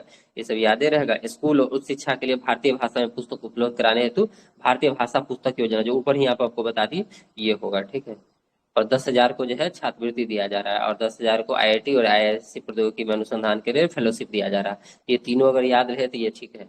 क्या, तो आईआईटी और आईआईएससी प्रौद्योगिकी के लिए 10,000 फेलोशिप, 5 वर्ष में 10,000 छात्रवृत्ति जो है प्रदान किया जाएगा तकनीकी नवाचार और अनुसंधान को बढ़ावा देने के लिए। स्कूल और उच्च शिक्षा के लिए भारतीय भाषा पुस्तक को उपलब्ध कराने हेतु भारतीय भाषा पुस्तक योजना शुरू किया गया है। ठीक है, अब श्रम और रोजगार की तरफ हम लोग आते हैं। ये स्ट्रीट वेंडर से शुरू करते हैं, कुछ कुछ चीज एक्स्ट्रा होगा जो बोल देंगे। अच्छा, ये एक लाइन छूट गया है इसमें। सभी जिला अस्पताल में जो है डे केयर कैंसर सेंटर हम बताइए दिए थे, उसमें 2025-26 तक में 200 करना है। और अगले 3 साल में, यानी 5 साल का टेन्योर है ना, 5 साल का, तो 5 साल के टेन्योर में इसमें खान सर वाला में नहीं दिया हुआ है कि अगले 2 साल में 25-26 में, यानी इस साल जो है अगर हम लेते हैं 25-26 में 200 डे केयर सेंटर जो है, मतलब डे केयर कैंसर केयर खोलना है। और उसके अगले 3 साल में हमको पूरा सभी जिला अस्पताल में हो जाना चाहिए, ठीक है, सभी के सभी। ये एक टारगेट। और क्या टारगेट है? पीएम स्वनिधि इसमें नहीं दिया था शायद, अच्छा दिया, ये स्ट्रीट वेंडर वाला में दिया। इधर आते हैं,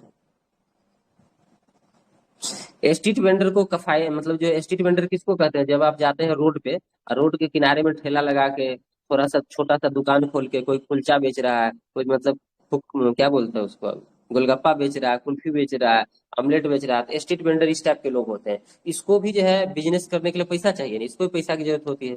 तो कहा जा रहा है कि स्ट्रीट वेंडरों को कफायती ऋण उपलब्ध कराने के लिए पीएम स्वनिधि योजना, याद रहेगा, स्ट्रीट वेंडरों को कफायती ऋण उपलब्ध कराने के लिए पीएम स्वनिधि योजना के तहत जो है 30,000 रुपया सीमा तक जो है यूपीआई लिंक क्रेडिट कार्ड दिया गया है।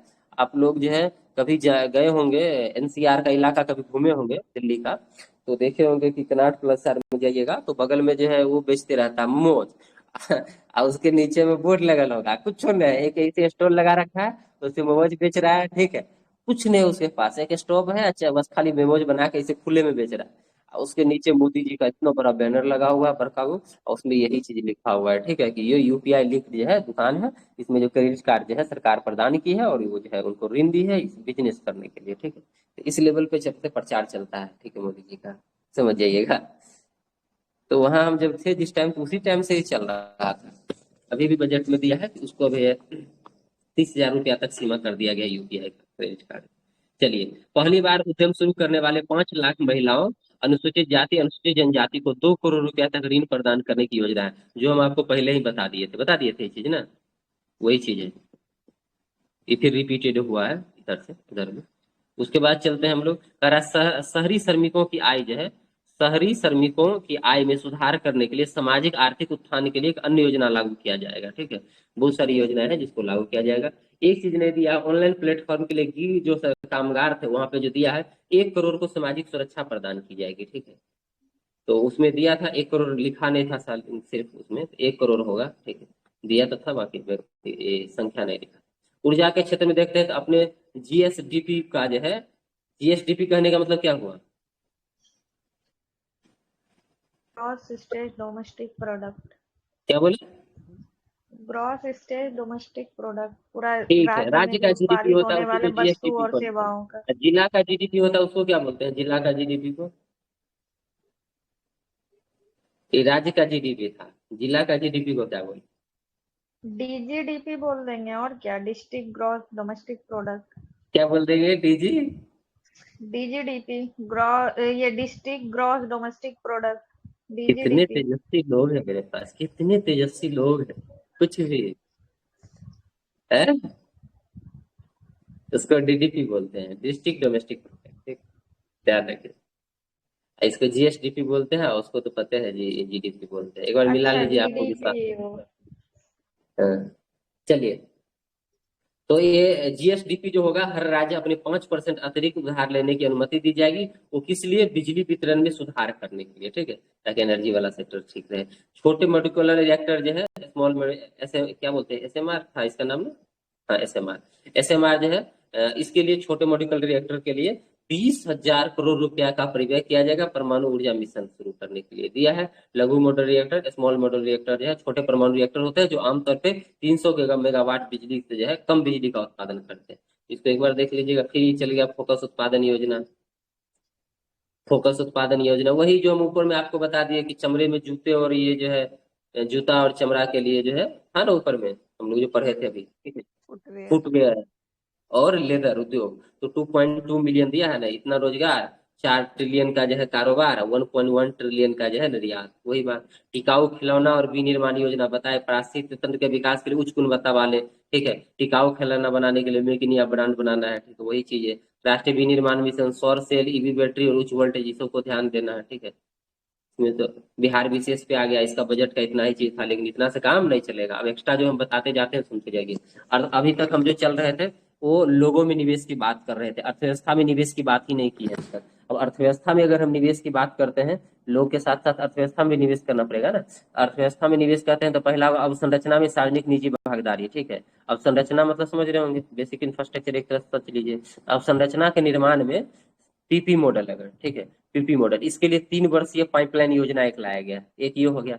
दूसरा है अवसंरचना के लिए जो है राज्य को सहायता दिया जाएगा। 50 साल तक कोई भी राज्य अगर अपना अवसंरचना विकास करने के लिए लोन चाह रहा है सेंट्रल गवर्नमेंट से, तो 1.5 लाख करोड़, ठीक है, इतना करोड़ का ऋण मिलेगा 50 वर्ष के लिए। ध्यान रहिएगा, 50 वर्ष के लिए 1.5 लाख करोड़ रुपया का राज्य को सहायता मिलेगा अपने इंफ्रास्ट्रक्चर को डेवलप करने के लिए। दूगो हो गया। तीसरा योजना के चलते हैं परिसंपत्ति जो होता है, परिसंपत्ति के मौद्रीकरण की अगर बात करते हैं तो परिसंपत्ति मौद्रीकरण योजना है जो 2025 से 30 तक के लिए लाया गया है। तो फर्स्ट जो था ये सेकंड है शायद, ठीक, हाँ सेकंड है, फर्स्ट खत्म हो गया, सेकंड है। इसमें 10 करोड़ पूंजी निवेश की बात की गई है, तो एक बार देख लीजिएगा, विकास सर अगर पीडीएफ भेजेंगे तो खुल जाएगा, तो ठीक है। तीसरा है जल जीवन मिशन की अगर बात, तो जल जीवन मिशन अगर आप पढ़ रहे होंगे तो इसको 2019 में शुरू किया गया है। 80 करोड़ परिवार को नल से जल इसके तहत दिया गया है। अभी इसको 2028 तक, कहते तक 80 करोड़ नहीं 2028 सर, 15 करोड़, 15 करोड़ को। अरे यार 80 करोड़ 15 करोड़ 15 करोड़ लोगों को जो है पेयजल प्रदान किया गया है, ठीक है। अभी क्या तक प्रदान किया गया है? 80% कार्य पूर्ण। पेयजल 15 करोड़ लोगों को जल जीवन मिशन के तहत, हाँ, और 80% हिस्सा अभी तक पूरा कर पाया गया है गवर्नमेंट द्वारा, 80% कवर पूरा हो किया गया। गया। हो सकता है हम हाँ, गलत लिख हिस्सा दिए होंगे, आबादी का। हो सकता है हम मिस्टेक कर गए होंगे लिखते टाइम, लेकिन हम जो लिखते हैं ना उसमें अपने से लिखे थे तो गलती हो सकता है ना। तो 2019 में कह रहा है कि शुरू किया गया है, ध्यान रखिएगा, जल जीवन मिशन, ठीक है। और 80 करोड़ की मैडम कह रही है कि मतलब 80% होगा और 15 करोड़ होगा, ठीक है। तो देख लीजिएगा, एक बार डाटा मिला लीजिएगा आपको। 15 करोड़ लोगों को जो है परिवार को नल जल दे दिया गया है। ये 80% आता है तो 100% 2028 तक पूरा करना है। 2028 तक ना है, देखिए हाँ, ना उसके आगे वाला लाइन में नहीं 2028 लिखा है बजट वाला, अरे लिखल होगा यह बात, 2028 तक जो है 100% इसको कवर करना है। उसके बाद शहर में जो नया नया दबाव बन रहा है, शहरी मतलब कि शहर में दबाव क्यों बन रहा है, जनसंख्या जा रहा है, बहुत ज्यादा जनसंख्या मूव कर रहा है, हम मतलब जो है एक तरफ प्रदूषण बढ़ रहा है, जनसंख्या का दबाव बढ़ रहा है, संसाधन सीमित है। तो इस चुनौती से निपटने के लिए शहर विकास, शहर चुनौती निधि, ठीक है, तो शहरी चुनौती निधि ध्यान रखिएगा, इसकी स्थापना की गई है। इसमें 1 लाख करोड़ तक का जो है फंड होगा। ये शहर के विकास के जो है विकास केंद्र के रूप में शहर को विकसित किया जाएगा। इसमें विकास में क्या क्या फोकस किया जाएगा, एगो ऐसे बनाइए क्या बोलते हैं ट्रायंगल, और इसमें जल क्या क्या फोकस रहेगा, तो जल होगा, पुनर्विकास होगा, ठीक है, और क्या क्या होगा, स्वच्छता होगा। यही 3 पे यही स्वनिधि जो होगा, शहरी चुनौती स्वनिधि, यही 3 चीज पे खर्चा होगा, ठीक है, याद रहेगा आपको, ठीक है। कितना का है, 1 लाख करोड़ रुपया का ये होगा। ये भी पीपी मॉडल पे शायद होगा, मतलब प्राइवेट लोग भी इसमें इन्वेस्ट कर सकते हैं आई थिंक, देखिए तो लिखा है। उसके बाद विद्युत क्षेत्र में सुधार की बात अभी हम लोग देखे लिए कि स्टेट को बोला है कि जीएसडीपी का जो है 0.5% जो है आप उधारी ले सकते हैं सिर्फ ऋण क्षेत्र में सुधार करने के लिए। और विकसित भारत के लिए परमाणु ऊर्जा मिशन भी शुरू किया गया है। परमाणु ऊर्जा मिशन जो है विकसित भारत के लिए, क्योंकि याद है 2047 तक कितना गीगावाट का टारगेट रखा गया है परमाणु ऊर्जा उत्पादन। 2047 तक परमाणु ऊर्जा का उत्पादन कितना गीगावाट रखा, 100 गीगावाट, हाँ सर, 100 100 गीगावाट ही को, है। ठीक है, इतना टारगेट रखा गया। अब इसके लिए परमाणु ऊर्जा इतना 100 गीगावाट जब आएगा तो इसके लिए भी आपको क्या करना पड़ेगा, तो निजी क्षेत्र का सहयोग लेना पड़ेगा, ठीक है, ये ध्यान रखिएगा। अब पुराने जो अधिनियम है उसके लिए पुराने अधिनियम जो पुराने भरे पड़े हैं जो निजी क्षेत्र को मना करता है उसको संशोधन करना होगा, उसमें सुधार करना होगा, ठीक है, ये पूरा देख लीजिए। अभी परमाणु ऊर्जा से आया याद है कि नवादा में कुछ पूर्वी भारत का पहला कुछ बना है, क्या बना है, नवादा में नहीं बना है परमाणु ऊर्जा का पहला जो है ये केंद्र, जो रिएक्टर जो भी फंसते हैं, पूर्वी भारत का पहला होगा, नवादा में बना है, ठीक है। चलिए ये हो गया आपका। इसके बाद चलते हैं सामुदायिक विकास निधि, नहीं समुदाय कहते हैं सामुद्रिक विकास निधि। तो सरकार 49% तक जो है इसमें अंशदान करेगी और 2500 करोड़ रुपया का जो है मतलब 25,000 जो है 25,000 करोड़ रुपया के साथ ये सामुद्रिक जो है सामुद्रिक विकास निधि की शुरुआत की जाएगी। एक है उड़ान योजना, नाम तो सुने होंगे बहुत पहले से। अगले 10 वर्ष में 120 नए, यानी अगला 10 साल जो होगा उसमें 120 नए गंतव्य जो है तक जो है 4 करोड़ यात्री को ले जाया जाएगा। वही जो है उड़ान मतलब उड़े देश का आम नागरिक। इससे क्षेत्रीय कनेक्टिविटी में सुधार होगा, ये भी बजट में है। भविष्य में बिहार के लिए जो है क्या क्या है, बिहार के लिए इसमें भी दिया गया है। देखिए ये तो पैसा आता कहाँ से है, जाता कहाँ है, ये वाला हो गया। बिहार वाला कहाँ गया जी? हाँ, बिहार विशेष। देखिए बिहार विशेष के लिए क्या क्या है, तो पहला फॉक्सनॉट जो है पढ़े हैं, मखाना बोर्ड की स्थापना। मखाना दरभंगा, सीतामढ़ी, समस्तीपुर, पूर्णिया, कैथर, ऐसे करके जब मैप आप बिहार का बनाइएगा ये वाला, ठीक है, तो पता चल जाएगा ये इलाका जो है मखाना वाला क्षेत्र पर है, ठीक है। नहीं है कोई आया ही नहीं आज ड्यूटी। सर कैथर कौन सा जिला है? कौन बोले सर? कैथर, कैथर इसमें लिखा है। कैथर से जिला नहीं, पता नहीं कोई लोकेशन का नाम होगा, अच्छा अच्छा, जगह होगा। प्रखंड। हाँ, ये हमको तो नहीं पता है। ये जिला तो हम अपने इतने रट्टल जिला है, कहाँ है कहीं नहीं, ठीक है। चलिए, और उसके बाद राष्ट्रीय खाद्य प्रौद्योगिकी संस्थान, ये पहले बता दिया आपको ऊपर ही कि बिहार में जो है राष्ट्रीय खाद्य प्रौद्योगिकी संस्थान जो है बनाया जाएगा। इससे क्या होगा, युवाओं के क्या लाभ मिला है, किसानों को क्या मतलब आय बढ़ेगा, और युवाओं को क्या होगा, देखिए यहाँ लिखा है ना, किसानों की उपज मूल्य संवर्धन के माध्यम से उनकी आय में वृद्धि होगी, और युवाओं के लिए कौशल उद्यमशीलता और रोजगार के अवसर मिलेंगे। ये भी क्या लिखेगा, भारत सरकार के बजट से हम भी लिखे और ये भी लिखा, सेम बात लिखेगा। पटना में आए सर वहाँ कैमूर होगा। कैमूर कहाँ है? कैमूर में किधर से मखाना उत्पादन होगा? हो शायद गलत भी होगा। पूरा गलत है, गलत के बात। जिला में भारत भर में जो है कह रहा है आईआईटी के म्यूट कर लीजिए। बेहतर करने के लिए सरकार पहले के तहत आईआईटी जो है पटना छात्रावास के बुनियादी पहले बता दिया आपको कि पटना आईआईटी जो है उसका बेसिक इंफ्रास्ट्रक्चर डेवलप किया जाएगा, नया बिल्डिंग बनाया जाएगा। हटाइए, नया हवाई अड्डा ये नहीं बताए थे। तो बिहार में ग्रीनफील्ड हवाई अड्डा स्थापित किए जाएंगे, पटना हवाई अड्डा का विस्तार होगा, और दानापुर के तहसील बिहटा है वहाँ ब्राउनफील्ड हवाई अड्डा बनेगा। ये देख लीजिएगा, नए हवाई अड्डा का निर्माण है। तो बिहटा में ब्राउनफील्ड एयरपोर्ट है, ग्रीनफील्ड एयरपोर्ट पटना में ही, ठीक है।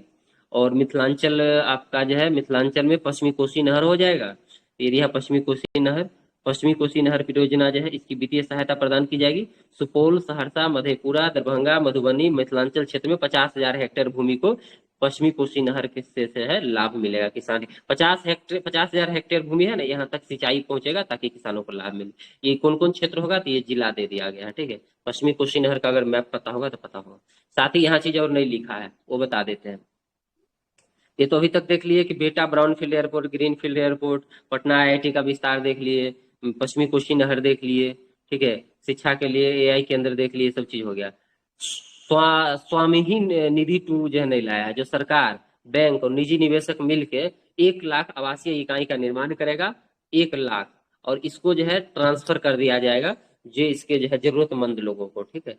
कुछ को मतलब कि कुछ इसमें जरूरतमंद को दिया जाएगा और कुछ को बेच लिया जाएगा, क्योंकि इसमें सरकारी लोग के साथ साथ बैंक भी होगा, निजी निवेशक भी होगा, इसीलिए। तो देखिएगा 15,000 करोड़ रुपया का निधि होगा। स्वामी ही निधि 2 जो है लाया गया है। सरकार, बैंक और निजी निवेशक तीनों मिलकर इसकी स्थापना करेगा, और 15,000 करोड़ रुपया का निवेश होगा, निधि होगा, और 1 लाख आवासीय इकाई का निर्माण किया जाएगा। एक तो ये होगा। उसके बाद एक चीज और नहीं दिया है, 50 नए पर्यटन स्थल जो है, 50 पर्यटन स्थल उसको विकसित किया जाएगा। और इसमें मेन 50 पर्यटन स्थल में फोकस किया जाएगा कि बुद्ध से जुड़ा जो स्थल है, भगवान बुद्ध से, तो बुद्ध से जुड़े पर्यटन स्थल पे विशेष फोकस किया जाएगा, और साथ में चिकित्सा पर्यटन और स्वास्थ्य लाभ को भी ध्यान रखा जाएगा, ठीक है। देख लीजिएगा, ये बजट में ये सब चीज है। अब आ जाता है आपका ये वाला डाटा वाला खेल। तो डाटा तो आप लोग बहुत दिन से खेल रहे हैं, ठीक है, आसानी से इसको कर सकते हैं, फिर भी हम बता देते हैं मोटा मोटी, ठीक है। देखिए, कह रहा है कि 2025-26 के बजट का अनुमान कह रहा है कि राजकोषीय समीकरण अगर देखते हैं तो कि उधार के अलावा कुल प्राप्ति कितना है, उधार के अलावा कुल प्राप्ति तो 34.96 लाख करोड़, ठीक है, याद रहेगा। राजस्व प्राप्ति कितना है, 34.2, और पूंजी प्राप्ति कितना है, 16.4, ठीक है, इतना लाख करोड़ है। शुद्ध कुल प्राप्ति, शुद्ध कर प्राप्ति, कर टैक्स इतना है 28.37 जो है लाख करोड़। उसके बाद कुल व्यय कह रहा है, कुल व्यय कितना है, तो 50.65 लाख करोड़। जितना याद हो सकता है करते रहिएगा। ये सब तो याद होना चाहिए। राजकोषीय घाटा, प्राथमिक घाटा। राजकोषीय घाटा 4.4%, प्राथमिक घाटा 0.8%। ये सब होगा, जीडीपी का ही होगा हमेशा, ठीक है।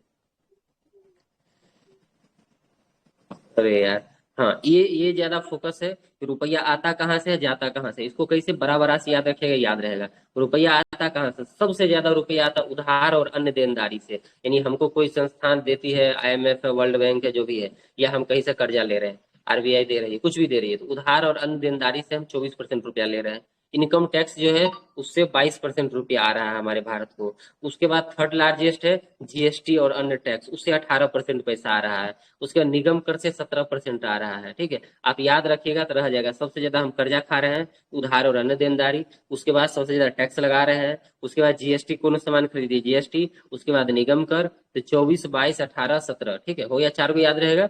उसके बाद उत्पाद सीमा शुल्क, सीमा पे 5%, नहीं, गैर कर संपत्ति छोड़ दिए, गैर कर संपत्ति 9%, सीमा शुल्क आपका, सीमा उत्पाद शुल्क जो हो जाएगा वो 5%, और सीमा शुल्क मेन जो है उत्पाद शुल्क था, सिर्फ सीमा शुल्क होगा तो 4%, और ऋण और पूंजीगत प्राप्तियां 1% है। तो ये मुख्य 4 गो अगर याद रहेगा, ये वाला, ये 4 गो काफी है, ठीक है।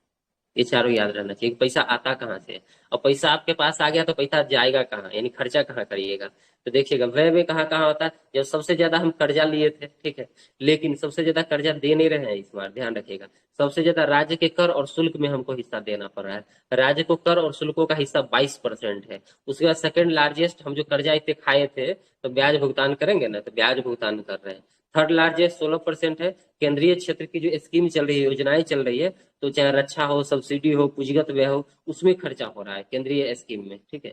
तो रक्षा में, सब्सिडी में या पूंजीगत व्यय में 16%, यानी सबसे ज्यादा हम राज्य को दे रहे हैं 22% हिस्सा, 20% ब्याज दे रहे हैं, 16% हम केंद्रीय क्षेत्र की जो स्कीम है, रक्षा, सब्सिडी, पूंजीगत परिव्यय वाला, इसमें कर रहे हैं खर्चा। ये 3 गो हो गया। उसके बाद 4 गो 8% वाला होगा, ठीक है। केंद्र प्रायोजित स्कीम, केंद्र जो योजना चलाती है, वित्त आयोग के मतलब की, और अन्य अंतरण 8%, और रक्षा क्षेत्र में 8%, और अन्य व्यय 8%। ये 4 गो आपको 8% होगा। तो 3 गो याद करना है, एक ये, एक ये, एक ये, यानी राज्य को कर में हिस्सा, राज्य का कर हिस्सा और शुल्क हिस्सा, ब्याज भुगतान और केंद्रीय स्कीम, ठीक है। ये अगर याद रहा 22, 20, 16, तो बाकी 4 गो आप 8% मार दीजिएगा। सब्सिडी 6% है और पेंशन 4% है। पूरा 100% याद हो गया आपको।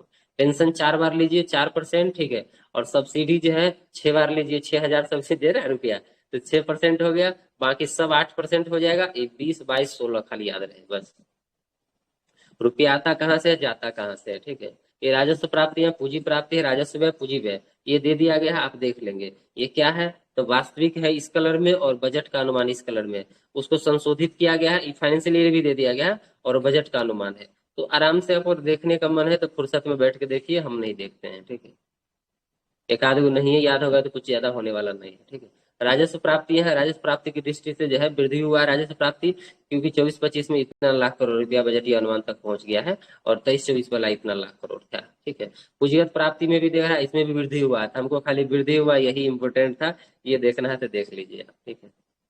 अब यहाँ पे आपको मैप के तरीका से जो है दंडालेख से बता दिया गया है कि राजस्व प्राप्तियां देखिए कि अब जो है 2023-24 में, ठीक है, 22-23-24 में, 24-25 में, ठीक है। तो ये है बी और आर ई, ठीक है, मतलब कि जो बजट में है और ये है एक्चुअल आया है। तो ये आप आराम से देख सकते हैं कि हम अनुमान क्या लगा रहे हैं और आ क्या रहा है। अभी 25-26 के बजट में हम ये लाए हैं 34.2 लाख करोड़, ठीक है।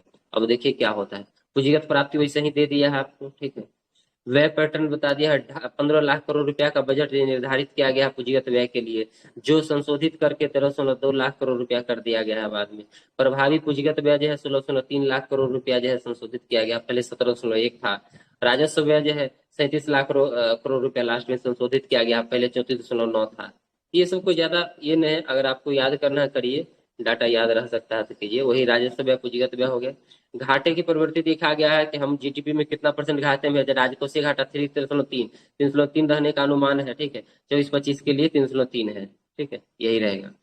उससे ज्यादा है घाटे वाला अगर देखना है तो एक क्या रही मैप को देख लीजिए आप। घाटे की जीडीपी का %, राजकोषीय घाटा, राजस्व घाटा, प्राथमिक घाटा और प्रभावी राजस्व घाटा। अब यहाँ पे ईयर दे दिया है फाइनेंशियल ईयर, और आप हर को देख सकते हैं। देखिए जैसे अगर 22-23 देखते हैं, 23-24 देखते हैं, 24-25 दो बार दिया है, एक था संशोधित अनुमान, एक है बजट अनुमान।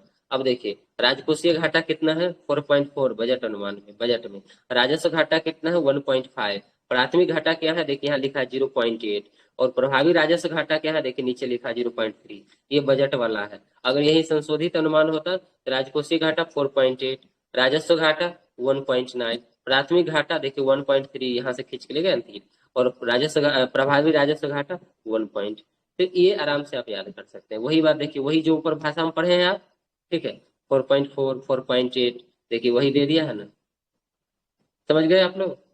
वही बात भाषा में लिखा है। मैप एक बार देख लिए, नीचे वाला पढ़ने की जरूरत नहीं पड़ेगा आपको, ठीक है।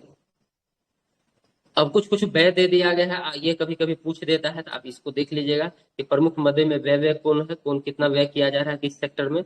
तो रक्षा में कितना व्यय है, ग्रामीण विकास में कितना व्यय है, गृह मंत्रालय में कितना व्यय है, ठीक है। इस सब व्यय तो सबसे ज्यादा खर्चा हो रहा है रक्षा मंत्रालय पे, ठीक है, प्रमुख मदे व्यय अगर देखते हैं तो इसमें देख लीजिए कितना है, ठीक है, 4,91,732 करोड़, ठीक है। ऐसे ग्रामीण विकास सेकंड हाईएस्ट है, गृह मंत्रालय थर्ड हाईएस्ट है। ये ऊपर से 4 को याद रखिएगा, शिक्षा वाला याद रखिएगा, स्वास्थ्य वाला रखिएगा, ये सब आपको मेंस में काम आ सकता है, यहाँ नहीं आएगा तो, ठीक है।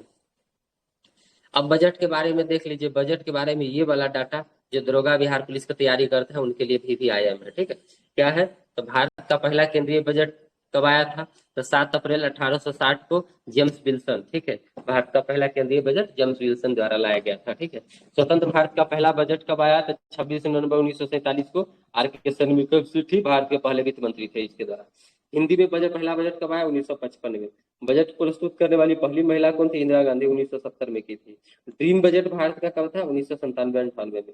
भारत का पहला पेपरलेस बजट 2021 में। रेल बजट को केंद्रीय बजट से कब अलग किया गया, 17 में एक वर्ष कमेटी वाला पते है, 24 में जो है ये कर दिया गया था, एक जगह कर दिया गया था, तो एक वर्ष कमेटी की सिफारिश पे। ये कौन सा कमेटी है, क्या नाम है इसका, विवेक नहीं यार। 17 में जो अलग किया गया, किस कमेटी के सिफारिश पे अलग किया गया, रेल बजट को आम बजट से, एक 24 वर्ष में अलग कमेटी किया गया था ना कौन कमेटी, सर 17 में से एक कर दिया था ना, 17 में हाँ एक तो किया गया कौन था, कमेटी 24 का में अलग। सिफारिश पे किया गया, वही तो पूछ रहे हैं, किस कमेटी का सिफारिश पे किया गया।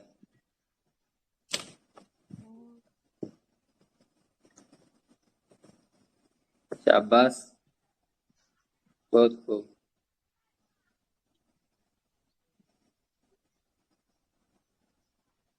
देखिए गूगल नहीं बता रहा है कि विवेक देवराय, विवेक देवराय, वही हम क्या बोल, विवेक क्या ही हम बोल दिए, ठीक है, दूसरे कुछ नाम आ गया था दिमाग में, लग रहा है विवेक देवराय समिति, ठीक है। 2017 में ध्यान रखिएगा। एक महिला वित्त मंत्री द्वारा प्रस्तुत किए बजट की अधिकतम संख्या क्या है, तो महिला वित्त मंत्री के रूप में निर्मला सीतारमण 8 बार बजट प्रस्तुत कर चुकी है। पहले वित्त मंत्री द्वारा प्रस्तुत किए गए बजट की अधिकतम संख्या एक वित्त मंत्री द्वारा, इससे पहले जो है तो मोरारजी देसाई 10 बार की है, चिदम्बरम 9 बार की है। अब अपनी चाची जो है निर्मला ताई, ये भी 8 बार हो चुकी है, तो 8, 9 और 10 पहुंचे जाएगी, क्योंकि सरकार अभी बन चुका है, ये तोड़ देगी सारे रिकॉर्ड को। बजट प्रस्तुत करने की तिथि क्या है, तो 2017 से चेंज किया गया है। पहले जो है फरवरी के अंतिम दिन होता था, अब जो है 1 फरवरी कर दिया गया, 1 फरवरी 2 फरवरी देख लीजिएगा, ठीक है। आर्थिक सर्वेक्षण और बजट प्रस्तुत करने वाले प्रधानमंत्री कौन कौन रहे, जवाहरलाल नेहरू 1958 में, इंदिरा गांधी 1970 में, राजीव गांधी 1987 में। ये तीनों बजट प्रस्तुत कर देते हैं, सब जो है अपने खानदान के हैं, जवाहरलाल नेहरू, इंदिरा गांधी, राजीव गांधी। चलिए अब अनुच्छेद अगर देखते हैं कि बजट को लेके, केंद्रीय बजट को लेके संवैधानिक प्रावधान क्या है, तो बजट शब्द कहीं नहीं है, ये वित्तीय वार्षिक विवरण है 112 में। 113 में अनुदान की मांग की बात की गई है। विनियोग विधेयक की बात 114 में है, ठीक है। अनुपूरक जो है, अनुपूरक या अतिरिक्त अनुदान जो होता है 115 में है। लेखा अनुदान 116 में है। धन विधेयक 117 में है। और समेकित निधि और सार्वजनिक खाता जो है 266 में है। भारतीय आकस्मिक निधि 267 में है। और वित्त आयोग 280 में है, ठीक है। तो ये भी चीज आप एक बार नजर डाल लीजिएगा, ठीक है, पॉलिटी के लिए। यहाँ से साइंस एंड टेक्स शुरू होता है। बजट में और कुछ था बताइए,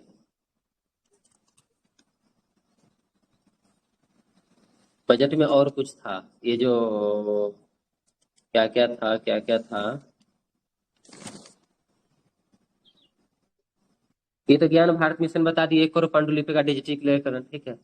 अच्छा, फसल जर्म प्लाज्मा के लिए जीन बैंक बन रहा है, ठीक है। फसल जर्म प्लाज्मा के लिए जीन बैंक, इस कितना कितना रुपया इसमें लग रहा है? 10 लाख शायद बनेगा ना, 10 लाख लगा, 10 लाख नहीं 10 लाख प्लाज्मा जीन बैंक की स्थापना होगी आई थिंक, देखना पड़ेगा एक बार, खाली 10 लाख करके लिखा हुआ है। ये तो बता ही दी आपको, मतलब आईआईटी और आईएससी के लिए फेलोशिप जो दिया जाएगा ये तो हो ही गया, ठीक है। 20,000 वाला, 20,000 को फेलोशिप, 20,000 को छात्रवृत्ति, देखे ना अभी तुरंत। उसके बाद निर्यात में अगर देखते हैं तो निर्यात के लिए इसमें दिया था भारत ट्रेड नेट, हाँ ऊपर दिया था, ठीक है, समझिए। निर्यात संवर्धन मिशन है, भारत ट्रेड नेट है, जीसीसी के लिए राष्ट्रीय फ्रेमवर्क है, कार्गो टर्मिनल है, एयर कार्गो भंडारगिरी टर्मिनल बोलता है। ये हो गया आपका निर्यात वाला सेक्टर के लिए।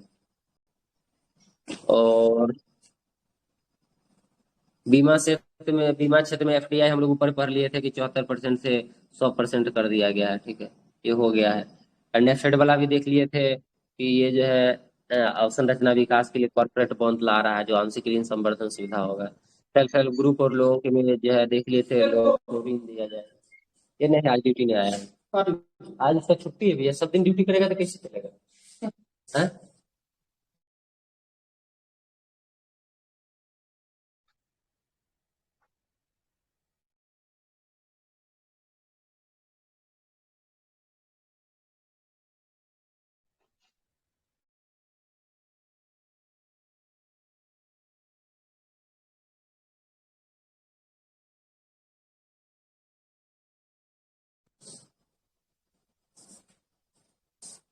चलिए, बड़ा जल्दी ये खत्म कर दी हो, 1.5 घंटा लगा।